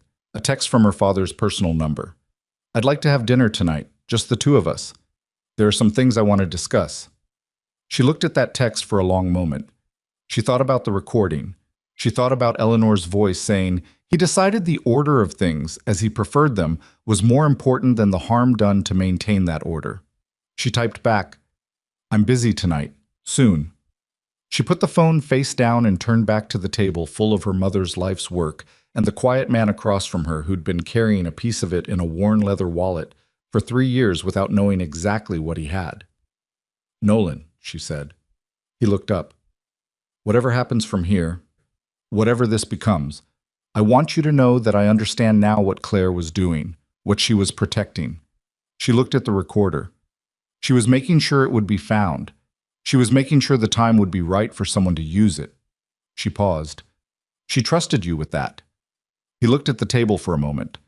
When he looked back up, his jaw was set in the way of someone working to keep their face doing what they asked it to do. She trusted you too, he said. She just didn't know your name yet. Outside the window of the conference room, the city moved through an ordinary Thursday afternoon, traffic and pedestrians, and the ordinary work of a world that didn't know what was sitting on a table 41 floors up. Victoria started making a list of everything they needed to do next, and it was a long list, and not one item on it was going to be easy.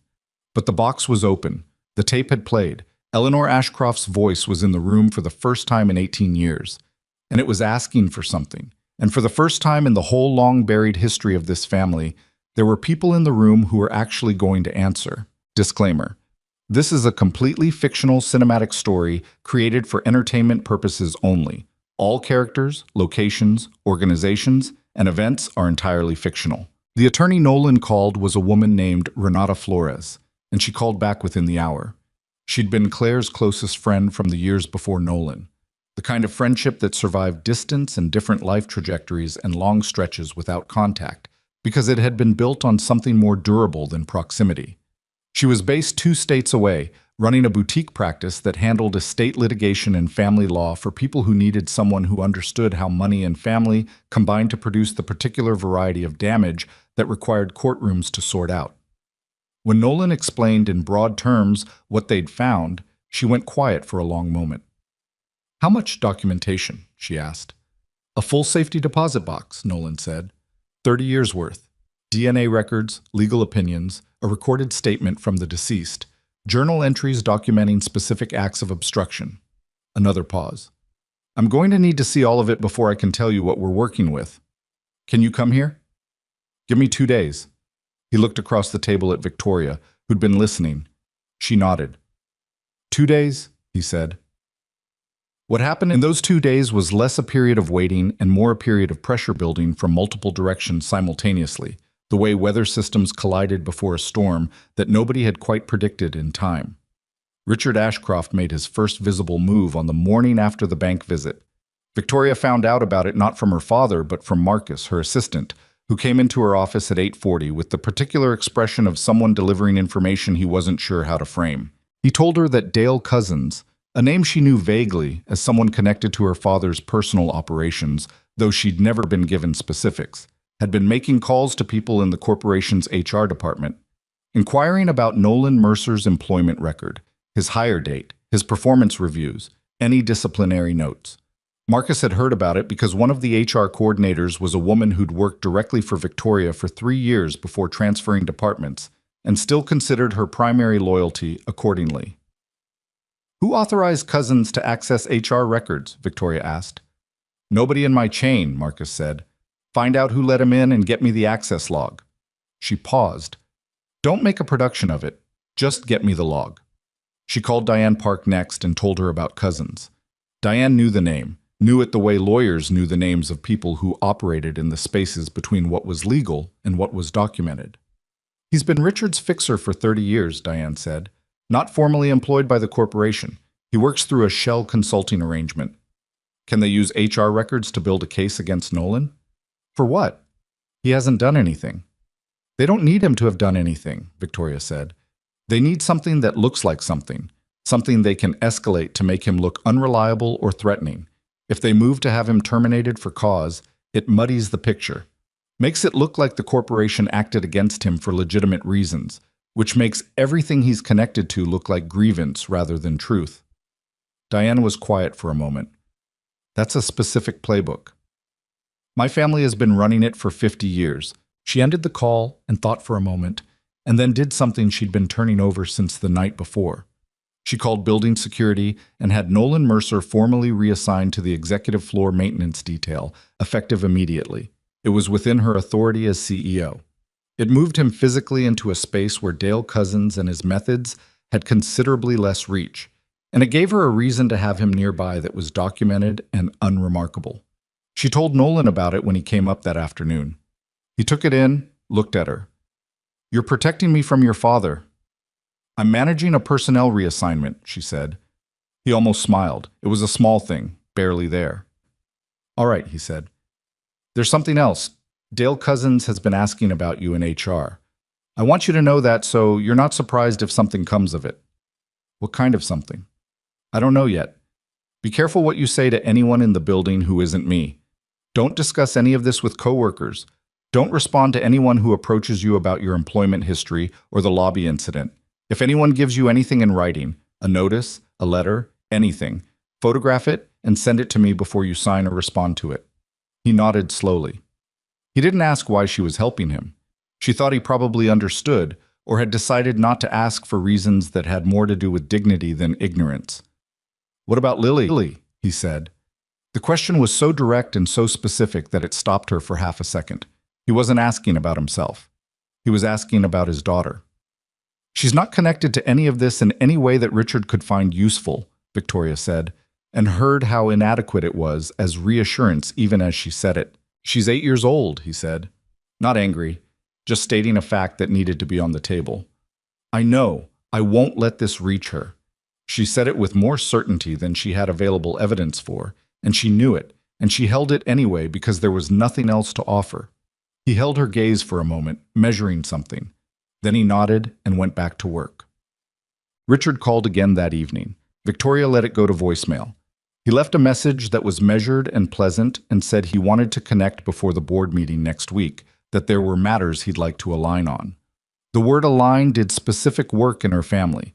It was what Richard said when he meant, "I need you to agree with me before this becomes a problem." She'd been hearing it her whole life, and it had taken her until her 30s to understand what it actually meant.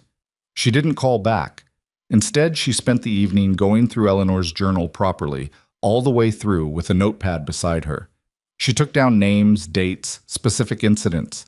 She cross-referenced against the documents from the safety deposit box. She built a timeline on her notepad that stretched from Eleanor's pregnancy at 21 to the final journal entry 6 weeks before her death.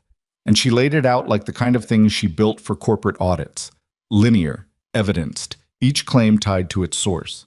What emerged from that timeline was worse than she'd expected, and she'd expected something bad.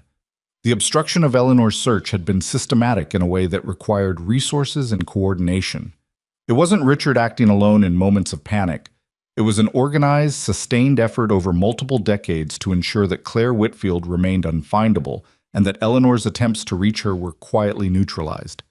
The money involved, paid to investigators who then stopped working, to legal processes that created procedural barriers, to the consulting arrangement through which Dale Cousins operated, was substantial. Victoria traced several of the payment references against the corporation's historical financial records, which she pulled from the company archive using her CEO credentials after midnight, and found the relevant disbursements buried in operational expense categories that had been signed off by Richard's office over a span of 30 years. It wasn't just wrong, it was fraud. The use of corporate funds to suppress a private individual's inheritance rights, conducted over decades, documented in a way that someone with access to both the bank box and the company's financial archive could now reconstruct. She sat back in her chair at 1 in the morning and looked at what she'd built on her notepad and felt something she hadn't expected. Not triumph, not relief. Something more like the feeling of opening a wall in a house you'd lived in your whole life and finding the wiring had been wrong the whole time. The house hadn't fallen down. The lights had worked. But the risk had been real all along, and you'd just been lucky, and now you knew. She photographed every page of her notes and sent them to Diane with a message that said, I need the litigation team to see all of this. Renata Flores is arriving in 2 days. I want them to meet with her. Diane's response came back in 8 minutes, because apparently Diane Park also didn't sleep. It said, I'll make the calls. Be careful, Victoria. She was trying. The second visible move came the following morning, and it was larger than the HR inquiry. Victoria arrived at the building at 7:40 to find Frank Oler, the head of security, waiting outside her office with an expression that meant something had happened that he was not sure how to report to the person he technically worked for versus the person who actually ran things. She brought him inside and closed the door. A complaint was filed last night, Frank said, through the corporation's external ethics line, anonymous submission, alleging that a member of the maintenance staff, Nolan Mercer, accessed restricted areas of the building without authorization and may have removed confidential documents. Victoria looked at him. Is there any evidence for this claim? I reviewed the access logs this morning. There's no indication he accessed any restricted area. His badge record is consistent with his assigned work areas. Frank paused. However, the complaint was filed using the formal ethics channel, which means it triggers a mandatory review protocol. I'm required to investigate and produce a report within 5 business days. Who filed it? The ethics line is anonymous by design. I understand the design, Victoria said. I'm asking you what you think. Frank was a careful man. He'd been careful for 20 years, and it had served him well. But he was also, in his way, a fair man, and he looked at her now with the expression of someone who'd made a decision about where to stand. The complaint was filed at 11:47 p.m., he said, using a device registered to a consulting firm called Cousins Advisory Group. Victoria kept her face still. Conduct your review, Frank. Document everything exactly as you find it. I want a full report. Yes, ma'am. And Frank, if anyone contacts you about this investigation, anyone outside the standard chain, I want to know about it immediately. He understood what she was asking. He nodded and left. She sat alone in her office for a moment. Richard had filed a false ethics complaint against Nolan using Dale Cousins' infrastructure through a channel designed to appear independent. He was building a paper trail that made Nolan look like a threat before anyone had a chance to make Nolan look like anything else. It was the move of someone who'd been managing this kind of situation for decades and knew exactly how to get ahead of a narrative. What Richard didn't know was that she'd spent the night building her own. She picked up the phone and called the one board member she trusted without reservation, a woman named Harriet Cole, 71 years old, who'd served on the Ashcroft board for 16 years and had the particular quality of someone who'd outlasted enough schemes to recognize them on sight. Harriet had known Eleanor, had been, in some quiet way, fond of her. I need to meet with you before the board meeting, Victoria said. Off the record for now. There are things you need to understand before that meeting happens. Harriet was quiet for a moment. How serious? The most serious thing I've brought to you in 15 years. Then come to dinner, Thursday. My house. Come alone. Renata Flores arrived on a Thursday morning flight, carrying a rolling bag and a laptop case, and the particular focused energy of someone who'd spent the flight working rather than sleeping. She was about 40, with short dark hair and the kind of directness that didn't leave much room for preamble.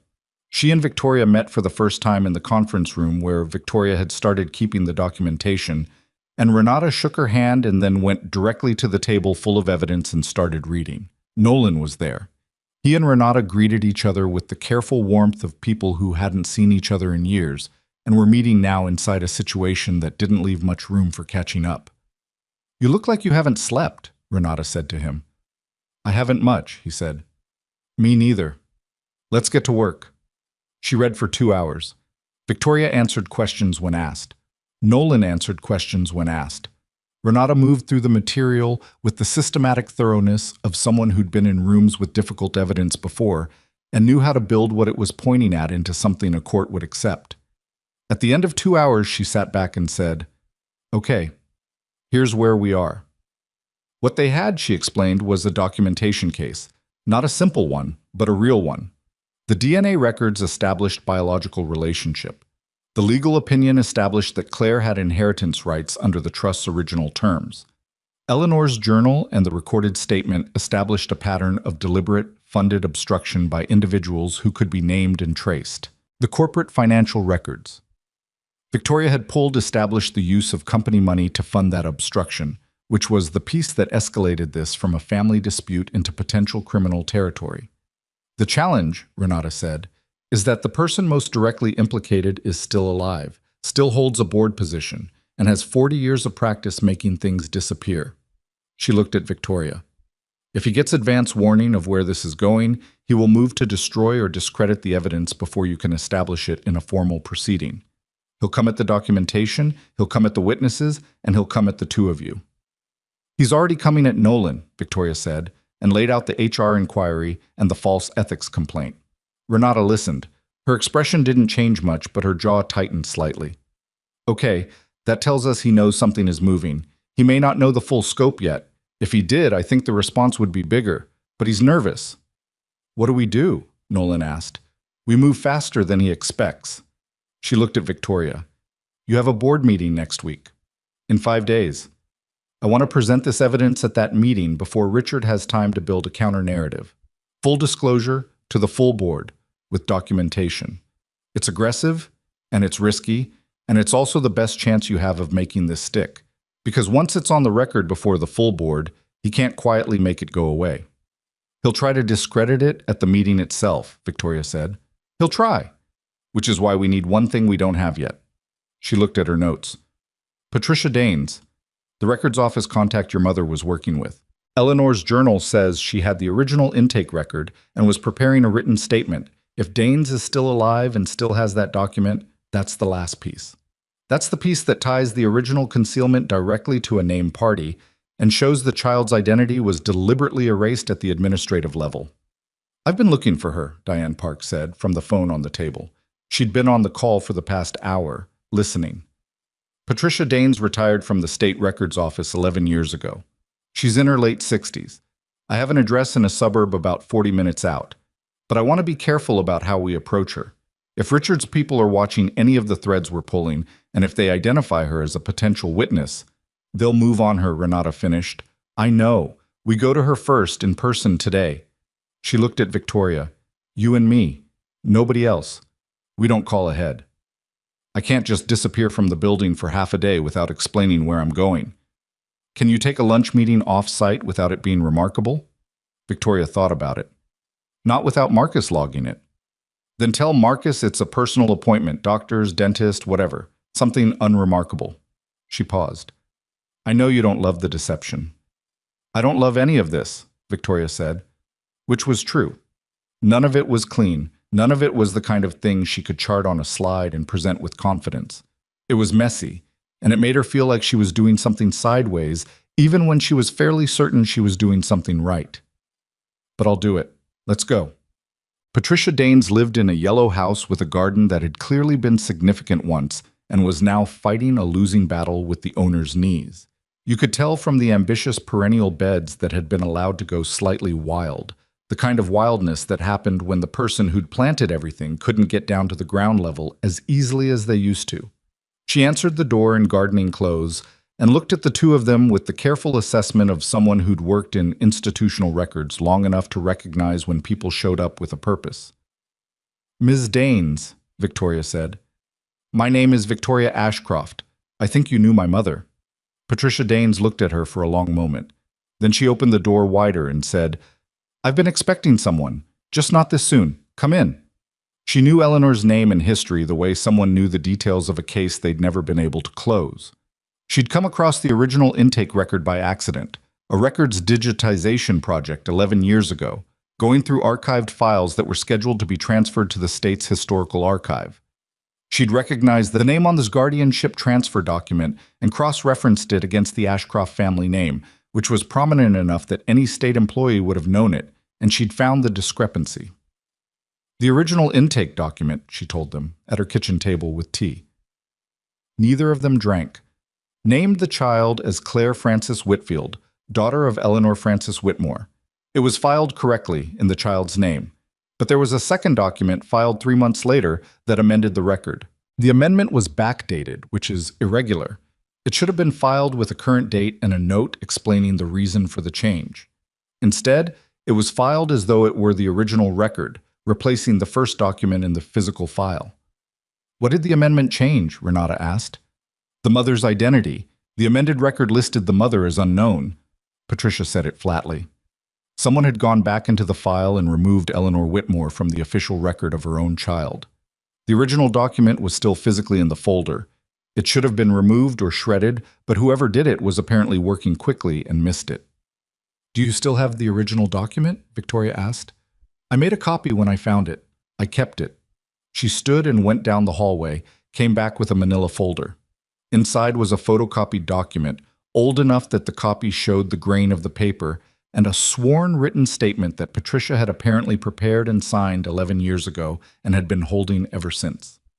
I prepared the statement when your mother contacted me. I was going to testify. And then she died, and I didn't know who to give it to, and I wasn't sure anyone would come. She held the folder out. Her hands were steady. Her face was the face of someone finally putting something down that had been heavier than it looked. Victoria took it. She looked at the document inside. The intake record with Eleanor Frances Whitmore's name in the mother field, clear and unambiguous. A child's identity, recorded and then deliberately erased. The original record, surviving by accident, by the careless speed of someone who'd trusted that nobody would look closely enough. Thank you, Victoria said, and meant it in a way that the words didn't quite cover. Your mother was a good woman, Patricia said. She shouldn't have had to fight that hard for something that was just the truth. They drove back to the city with the folder on the seat between them, and Renata spent most of the drive on the phone with her associate back at her firm, laying out what they now had. Victoria looked out the window at the highway and thought about Patricia Dane sitting in her yellow house for 11 years with a signed statement in a manila folder, waiting for someone who would make it worth giving. The 5 days before the board meeting did not pass quietly. Richard made a third move 2 days out, this one through the corporation's legal department, which received a request from outside counsel representing an unnamed party to review the employment file of Nolan Mercer in connection with a potential harassment claim. The request was formally irregular in 3 different ways, which the legal department's senior associate, a young woman named Tess, who had been at the corporation for 4 years and had strong opinions about procedural integrity, flagged immediately and brought to Victoria. Victoria sent the request to Renata, who identified the outside counsel as a firm with a documented relationship with Cousins Advisory Group and who filed a formal objection to the request through the corporation's own procedures on the grounds that it was procedurally defective. Nolan, for his part, came to work every day and did his job. He replaced filters and fixed a malfunctioning elevator sensor on the 32nd floor and repaired a water pressure issue in the executive bathroom on 39. He was calm in the way that Victoria had noticed from the beginning, not the false calm of someone performing composure, but the real kind, the kind that came from a person who'd decided a long time ago what mattered and was not going to be moved from it by pressure applied from the outside. She found it steadying in a way she hadn't expected and didn't entirely know what to do with. 3 days before the board meeting, she told him what the plan was. Full presentation to the board, all of it on the table. He listened. What happens to Richard? He asked when she finished. That's not fully in my control. The board can move to remove him from his position. The evidence of fraud, the use of company funds, will go to the relevant authorities. What they do with it is their process, not mine. I'm not asking because I want anything to happen to him, Nolan said. I'm asking because Lily is going to ask me someday why I was involved in something that hurt someone, and I want to be able to answer her. Victoria thought about that. You're not hurting him, she said. The truth is hurting him. You're just carrying it from where it was to where it needs to be. He looked at her. He didn't look entirely convinced, but he nodded. Okay, he said. What do you need from me at the meeting? The original wallet photograph. And your testimony, if the board requests it. You're the chain of custody for the photograph and for the file box. Your wife kept those things. Your account of how you received them and why you carried them matters. Testimony in front of the board. Yes. I'm a maintenance worker. I know what you are, Victoria said, and I know what you've done in the last 2 weeks, which is hold on to something that would have been a lot easier to let go of and walk away from. She looked at him directly. You didn't let go. Claire asked me to keep it safe, he said. I was keeping it safe. I know. And because of that, my mother's work, 30 years of it, is going to mean something. She held his gaze. I'd like you to be there. He agreed. The night before the board meeting, Richard Ashcroft called his daughter for the fourth time, and this time she answered. Victoria, he said, in the voice that had always meant he was being careful. I think we should talk before tomorrow. She'd been prepared for this call. She'd decided some days ago exactly how to handle it. Not with confrontation, not with accusation, not with the kind of emotional scene that would put him on the defensive in ways that might make tomorrow harder. I agree, she said, but not tonight, Dad. I'll see you at the meeting. A pause. When he spoke again, the carefully measured quality was still there, but something beneath it had shifted slightly, the way a building shifted when the foundation was adjusting to a new pressure. I want you to know, he said, that whatever you've been looking into, whatever someone has been telling you about the past, there are things you don't have the full context for. I'm sure there are, she said. I look forward to discussing them tomorrow. Victoria. Good night, Dad. She hung up and stood in her kitchen for a moment in the quiet. The house was the kind of quiet it got late at night when there was nothing to do and everything had been done and the next thing was just going to happen in the morning whether you were ready or not. She thought about her mother at 18 years old. She thought about Claire Mercer dying at 30-something with a photograph in a wallet and a note that asked for the right thing to be done without being able to explain exactly how. She thought about Lily Mercer drawing on a paper placemat in a diner, entirely unaware that the truth of who she came from was sitting on the table 6 inches from her grilled cheese. She thought about all the years she'd spent believing the story she'd been given, and about the specific shape of the moment when a story you've believed stops fitting the facts. She went to bed. She didn't sleep much. She'd known she wouldn't. Morning came anyway, the way mornings did, indifferent to preparation, and Victoria Ashcroft got dressed in the kind of clothes that said she understood what kind of room she was walking into and exactly where she intended to stand in it, and she went to the building that had her family's name on it and took the elevator to the boardroom on the 41st floor and set her files on the table in front of her chair and waited for everyone to sit down. Richard came in last. He looked at her across the table and she looked back at him, and whatever he saw in her face told him something, because she watched the calculation happen in his eyes. The rapid, practiced reassessment of a man who'd been managing situations for 50 years and was now doing it in real time. And she held his gaze without flinching, and neither of them said a word before the meeting was called to order. She waited until the preliminary items were dispensed with. Then she said, I have a matter to bring before the full board. It concerns the history and financial conduct of this corporation, and it concerns our family. I'd like the floor. She had it. She had everything she needed on the table in front of her and in the room beyond the door, and in the 30 years of her mother's careful, blocked, determined work that had finally found its way to exactly the right moment. She opened the first folder and began. The boardroom on the 41st floor had 14 chairs and a view of the city that on clear days stretched to the horizon. It was a room Victoria had sat in hundreds of times, quarterly reviews, crisis meetings, the slow procedural work of running a corporation. She knew every face around that table, knew their patterns and their pressures and the specific ways each of them calculated risk.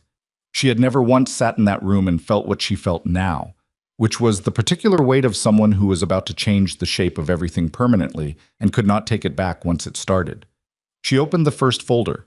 She spoke for 40 minutes without interruption, which was itself remarkable. This was not a group of people who typically allowed 40 minutes of uninterrupted anything. But she'd built the presentation the way she built every serious argument, starting with the structure before the detail, giving the board the shape of what she was showing them before she filled it in, so that each piece of evidence landed in a frame they already understood. The DNA documentation, the legal opinion on inheritance rights, the guardianship transfer document with Eleanor's 18-year-old signature, Eleanor's journal, the recorded statement, Patricia Dane's sworn testimony, and the original intake record with Eleanor's name in the mother field, unaltered, surviving by accident in a folder that was supposed to have been purged.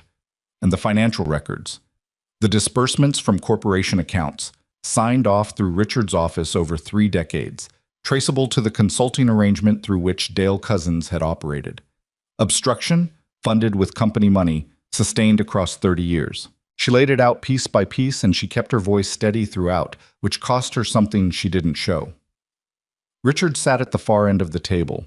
He was 81 years old, and he had the bearing of a man who had survived every difficult room he'd ever walked into. And for the first 20 minutes of her presentation, his face held the composed neutrality of someone waiting for an opening. She could see him calculating, waiting for the weakness in the argument, the gap in the chain of evidence, the place where he could apply pressure and redirect. At the 30-minute mark, when she presented the financial records, she watched the calculation change. It was subtle. Most people in the room probably didn't notice it, but she'd been reading her father's face her whole life. The neutrality didn't crack. It just recalibrated into something different, not defeat. Richard Ashcroft didn't do defeat in public. Something more like a man who'd been playing chess and had just understood, 3 moves out, that the board was no longer recoverable. She finished. She closed the last folder. Harriet Cole, sitting 2 chairs to Victoria's left, was the first to speak. "I want to be clear that I'm looking at documentation," she said slowly. "Not allegations. Documentation. Corroborated across multiple independent sources." She paused. "Richard, is there anything you want to say to this board right now?" Richard looked down the table at his daughter. There was a long moment. Victoria met his eyes and held them, and she thought about Eleanor's voice on that tape. He decided the order of things, as he preferred them, was more important than the harm done to maintain that order, and she did not look away. "I want to speak with my attorney before I respond to any of this," Richard said. "That's your right," Harriet said. She looked around the table. "Given the nature of what's been presented, I'm going to move that we recess for 1 hour to allow board members to review the documentation independently and to allow legal counsel to be contacted." She looked at Victoria. "And I'm going to move that during that recess, Richard voluntarily recuse himself from any further participation in today's proceedings, given that these allegations directly concern him." "I second that," said the board member to Harriet's right, a man named Ogden who'd been with the corporation for 20 years and was already looking at the financial records with the expression of someone doing math they didn't like. Richard stood. He buttoned his jacket, which was something he did when he was composing himself, and Victoria had watched him do it her whole life without knowing that until this moment. He looked at the room, not at her, at the room, the 14 chairs and the view and the particular institution he'd spent his life building and controlling. Then he left without saying another word, and the door closed behind him, and the boardroom stayed quiet for a moment in the way rooms did when something large had just shifted inside them. The recess lasted 2 hours, not 1. Victoria spent most of it in the small anteroom adjacent to the boardroom, with Renata on the phone and Diane on another line and a cold cup of coffee she'd poured and forgotten about. Harriet came in at the 90-minute mark and sat down across from her and didn't say anything for a moment. "Your mother would be—" Harriet started and then stopped. She shook her head. "I knew Eleanor not as well as I should have. I knew there was something she carried that she couldn't put down. I didn't ask enough questions." She looked at her hands. "I should have." "You didn't know what to ask," Victoria said. "No, but I knew something was there." She paused. "I'm telling you this because I think you should know that the people around your mother weren't all blind. Some of us just decided it wasn't our business. That's a different thing from not seeing." Victoria didn't know what to do with that exactly, so she let it sit. "What's the board's position going to be?" "Unanimous removal from the board position, pending the legal process. It won't be pretty procedurally. His attorney is going to contest the process, and we'll have a fight over the board's authority to act unilaterally, but we have the documentation and we have the votes." Harriet paused. "The financial fraud element is going to the state attorney's office. I've already made a call. That process is out of the board's hands." "I know." "Are you prepared for what that looks like publicly?" Victoria thought about it honestly. "No," she said, "but I'm going to do it anyway." Harriet nodded. That was apparently the right answer. When the board reconvened, Richard's chair was empty, and his attorney, a man named Cartwright, who'd represented the Ashcroft family for 30 years and looked like someone who understood his client's situation had just become considerably more complicated, was present by phone. The board voted. Removal from the board position was unanimous. A formal referral to legal authorities regarding the financial conduct was approved by 12 votes with 1 abstention. A statement to be issued publicly was drafted in broad terms and assigned to Victoria to finalize. It was over in 35 minutes, 35 minutes to undo 50 years. That wasn't quite right, Victoria thought, gathering her folders afterward in a room that was emptying around her. It wasn't undone. Nothing was undone. Claire was still dead. Eleanor was still dead. The years didn't come back. What had happened in that room was more like a correction. A ledger finally balanced after decades of false entries. The number was right now, but the lost time was still lost. She stood in the emptied boardroom for a moment, alone, with the folders and the documentation and the view of the city. She thought about her mother at the end of her life, writing in that journal, leaving that recording, sealing that box, hoping, not knowing. She took out her phone and texted Nolan Mercer, who'd been waiting on the 38th floor since 8 in the morning. "It's done. Come up." "What?" He came up with his jacket still on from the morning, the worn fabric of his work clothes slightly incongruous against the boardroom carpet, and he stood in the doorway and looked at her face and said, "It went through?" "All of it," she said. "Unanimous removal, referral to the attorney's office. He's gone from the board." Nolan let out a long breath. Not celebration. He wasn't built for that kind of release in a moment like this. Just the breath of someone who'd been holding something for a long time and had been given permission to put it down. What happens now? Legally? A process. His attorney will contest. There will be proceedings that go on for months, probably longer. The fraud case is the state's to conduct.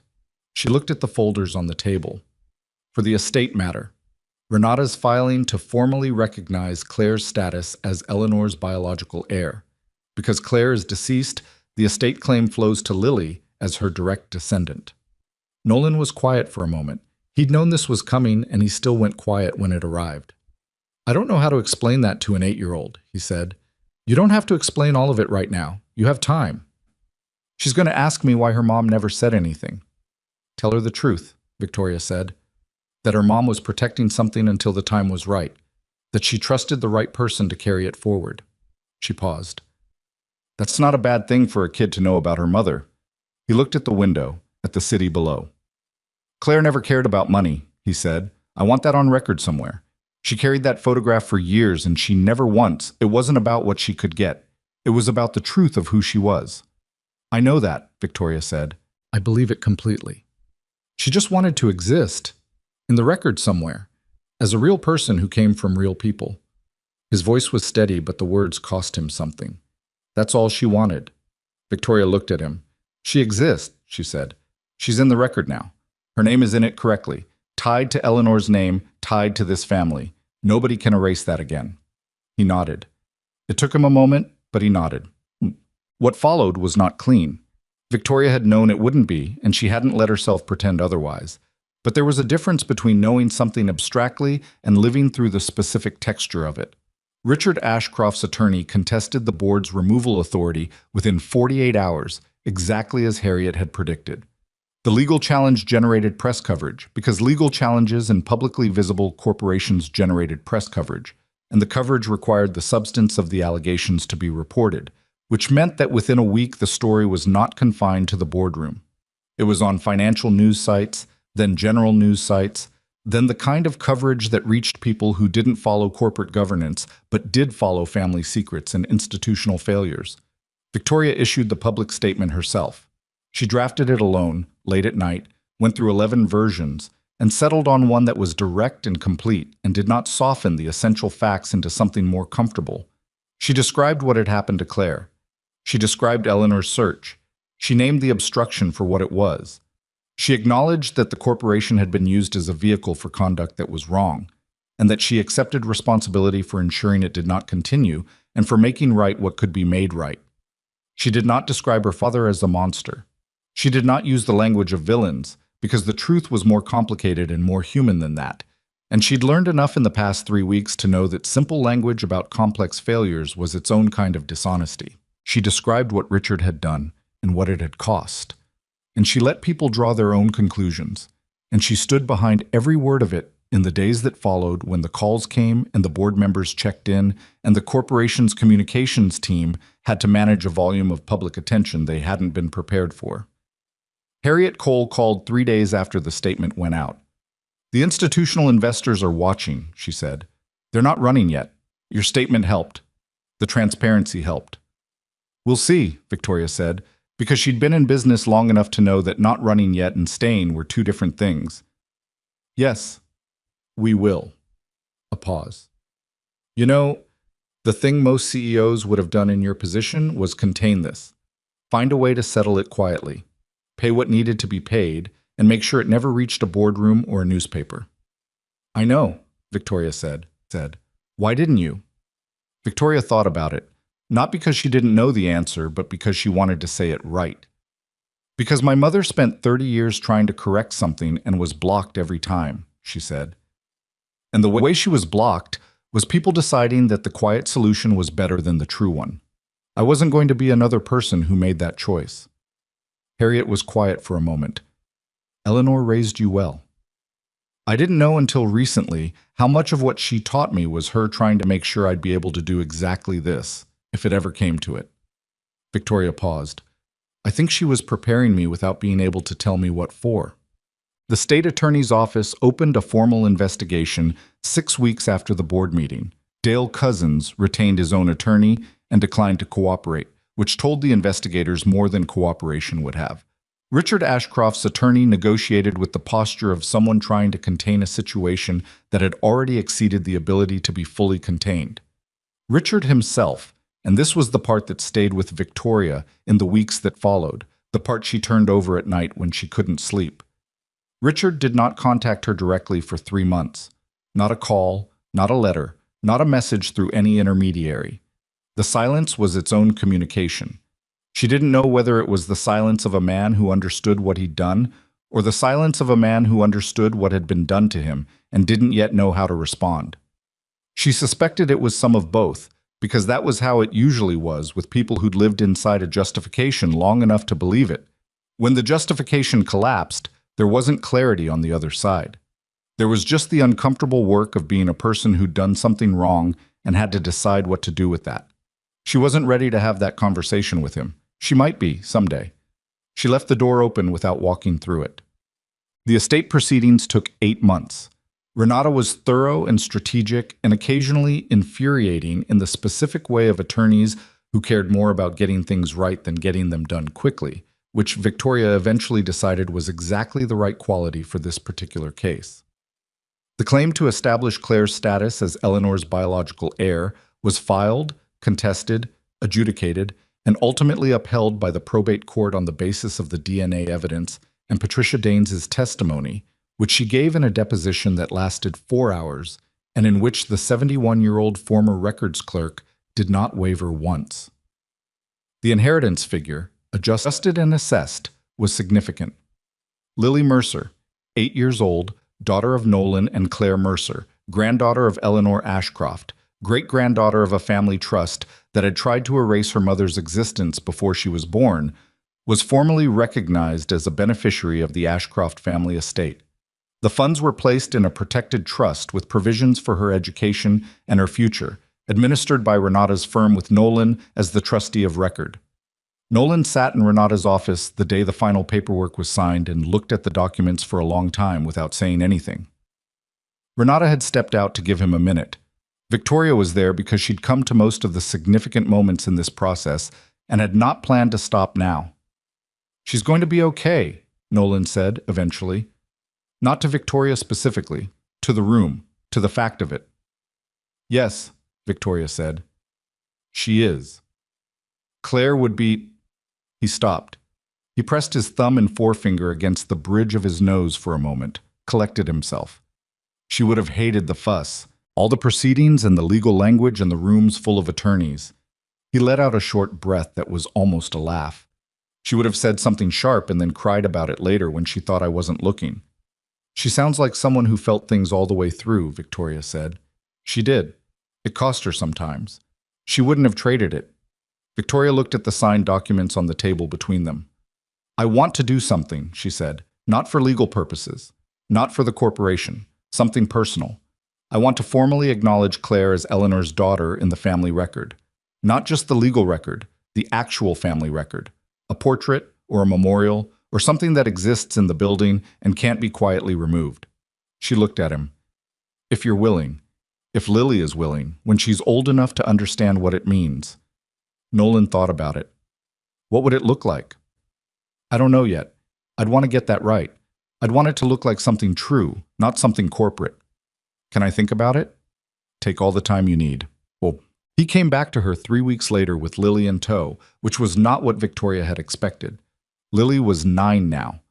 She'd had a birthday in the middle of the estate proceedings, which Nolan had managed to keep entirely separate from all of it, which Victoria thought was a feat of parenting worth noting. She walked into Victoria's office with the same direct, unfiltered quality she'd had in the storage facility parking lot and in the diner, and she looked around the office with the frank assessment of someone who found tall ceilings interesting and wasn't going to pretend otherwise. "Dad said you have a picture of my grandma," Lily said. Victoria looked at Nolan. He gave her the slight nod of a man who'd had a conversation with his daughter that he hadn't fully reported in advance. "I do," Victoria said. She opened her desk drawer and took out the photograph, the one from the wallet, which Nolan had asked her to hold on to after the board meeting, because he hadn't yet figured out the right place for it. She set it on the desk facing Lily. Lily looked at it. Her small face did something complicated for a moment, the particular expression of a child encountering something that existed before them and yet was entirely about them, something too big for any single feeling to cover. "Which one is she?" she asked. "The younger one," Victoria said. "The one on the left." "She looks happy." "She does," Victoria said. "I think she was, in that moment." "Who's the other lady?" "That's my mother." Lily looked at her. "So we're kind of family." Victoria held that for a moment. It was the kind of sentence that a child said simply because it was true, and children hadn't yet learned to make simple truths complicated. "Yes," Victoria said, "we are."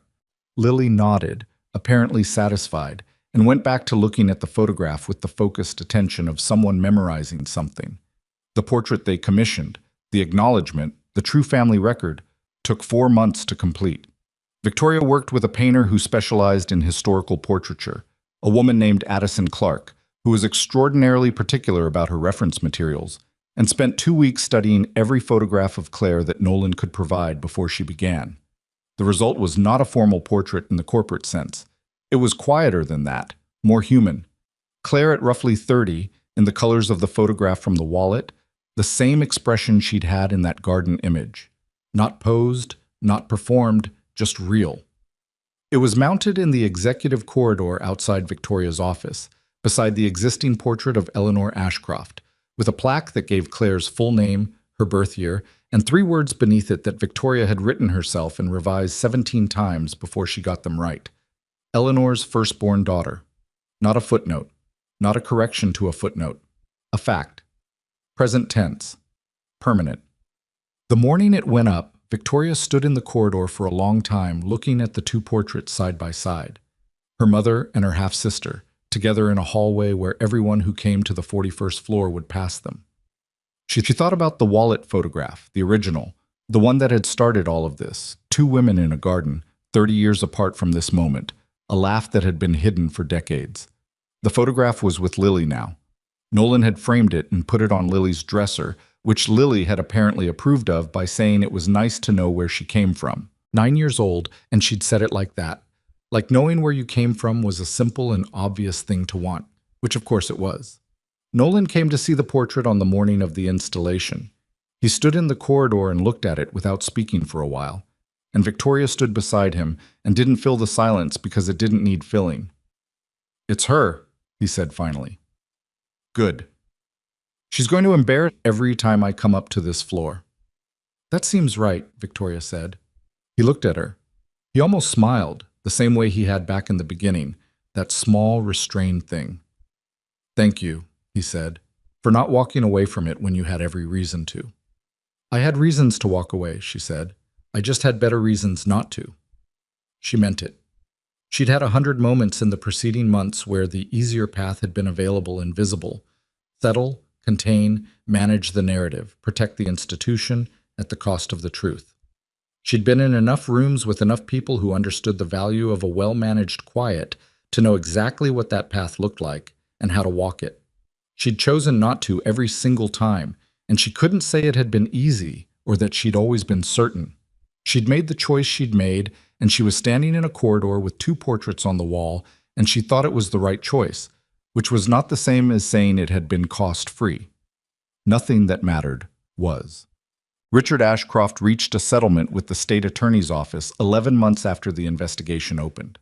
The terms were not disclosed publicly in their entirety, but they included a substantial financial penalty, a formal acknowledgement of improper use of corporate resources, and a permanent bar from serving in any executive or board capacity at Ashcroft Corporation or any of its subsidiaries. He was 82 years old by then, and his attorney had negotiated on the basis of his age and his health, which had not been good in the preceding year, and Victoria had not opposed the settlement terms because she was not trying to destroy him. She was trying to correct the record, and the record had been corrected. He called her the week after the settlement was signed. She answered. "Victoria," he said. "Dad." A long silence. She waited. "I'm not going to tell you I was right," he said. "I'm not going to try to explain it in a way that makes it smaller than it was." Another pause, and she could hear in the quality of the silence that this was costing him something, and she didn't take satisfaction in that, but she didn't pretend it wasn't there either.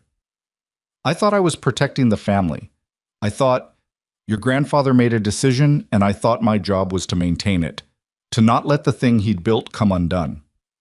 "He built it on something that wasn't his to build on," Victoria said. "I know that.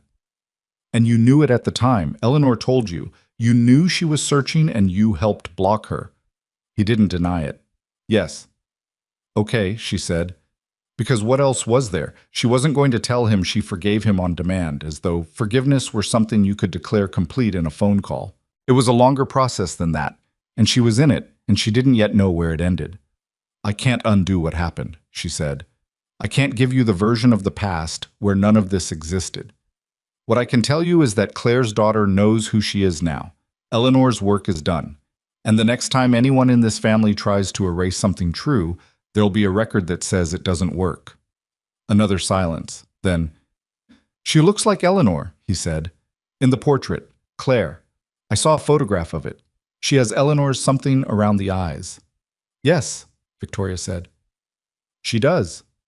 He rang off. She stood in her kitchen after the call and thought about her father. Not the abstract entity of wrongdoing, but the specific man, 82, the weight of it all settling on him in whatever room he was sitting in. She thought about what it did to a person to live inside a justification long enough to mistake it for a principle, and what it felt like when that was finally taken away. She didn't feel sorry for him exactly, but she felt the full human weight of it, and she didn't pretend she didn't. Nolan Mercer kept working. He'd been offered different things in the aftermath of everything.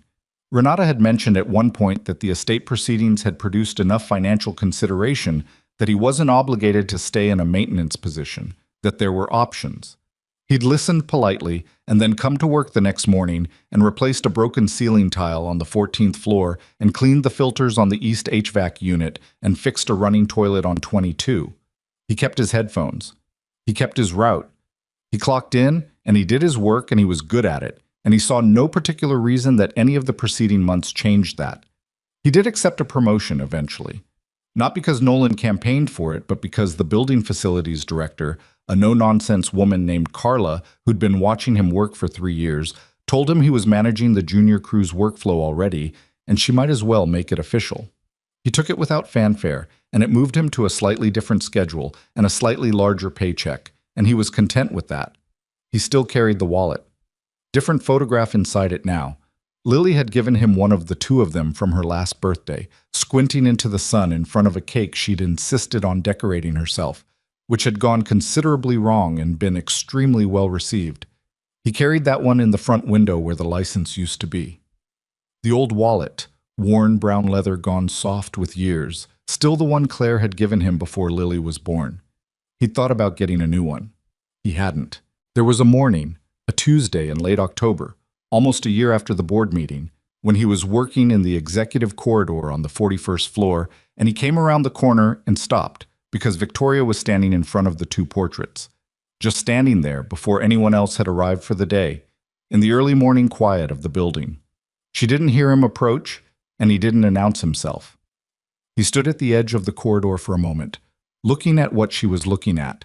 The two portraits, Eleanor and Claire, side by side in the gray morning light coming through the windows at the end of the hall. He thought about the wallet in his back pocket.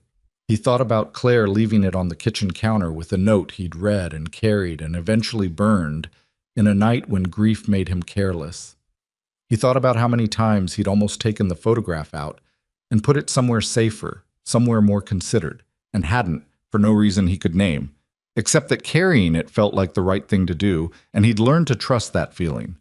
He thought about a woman he'd loved for 11 years who'd never been able to tell him everything she knew, and who'd trusted him anyway, and who'd been right to. He turned around and went back to work. Victoria heard the footstep and turned, but he was already around the corner. She looked at the empty corridor for a moment, then back at the portraits, and she let the quiet of the early morning hold for another minute before the day began. There was something she'd been trying to put into words for months, not for any speech or statement or document, just for herself. The private version of what all of this had meant. She'd gotten close to it a few times and then lost it again the way you lost the tail of a dream when you woke up. Standing in the corridor that morning with the city coming to life outside the windows, she thought she finally had it. The truth didn't care how long you buried it. It didn't care how much money you put on top of it, or how many documents you amended, or how many investigators you redirected. It just sat there, patient, in the way that only true things could afford to be, waiting for someone willing to carry it forward. Sometimes it took decades. Sometimes it took a wallet falling out of a pocket in a corridor. Sometimes it took a man who didn't know exactly what he was carrying, but knew it mattered and carried it anyway, through 3 years of grief and ordinary life, and 100 moments when putting it down would have been so much easier. Nolan Mercer had carried it. Claire Mercer had kept it alive. Eleanor Ashcroft had spent 30 years trying to deliver it, and in the end, all three of them together had gotten it to where it needed to go. Not by being powerful or strategic or untouchable, but by being the kind of people who couldn't put a true thing down even when it was heavy. That was the thing Victoria wanted to hold on to. Not the victory of the boardroom, not the legal proceedings, not the portrait on the wall, though all of those mattered. What she wanted to hold on to was simpler and harder to name, the fact that integrity was not a quality of institutions. It was a quality of people. And it could outlast almost anything: money, power, carefully maintained silence, decades of deliberate erasure, if the right people held on to it long enough. She straightened the plaque beneath Claire's portrait, which didn't need straightening, and went to her office to start the day. Down the corridor in the back of Nolan Mercer's pocket, an old brown wallet rode the ordinary morning with him, worn and soft, and carrying exactly what it needed to carry. Nothing more, nothing less. Out into the working world where most things happened quietly, and most of what mattered was invisible to anyone who wasn't paying close enough attention. This story is a work of fiction created entirely for entertainment purposes. All characters, events, organizations, and locations depicted are imaginary. Any resemblance to real persons or actual events is coincidental.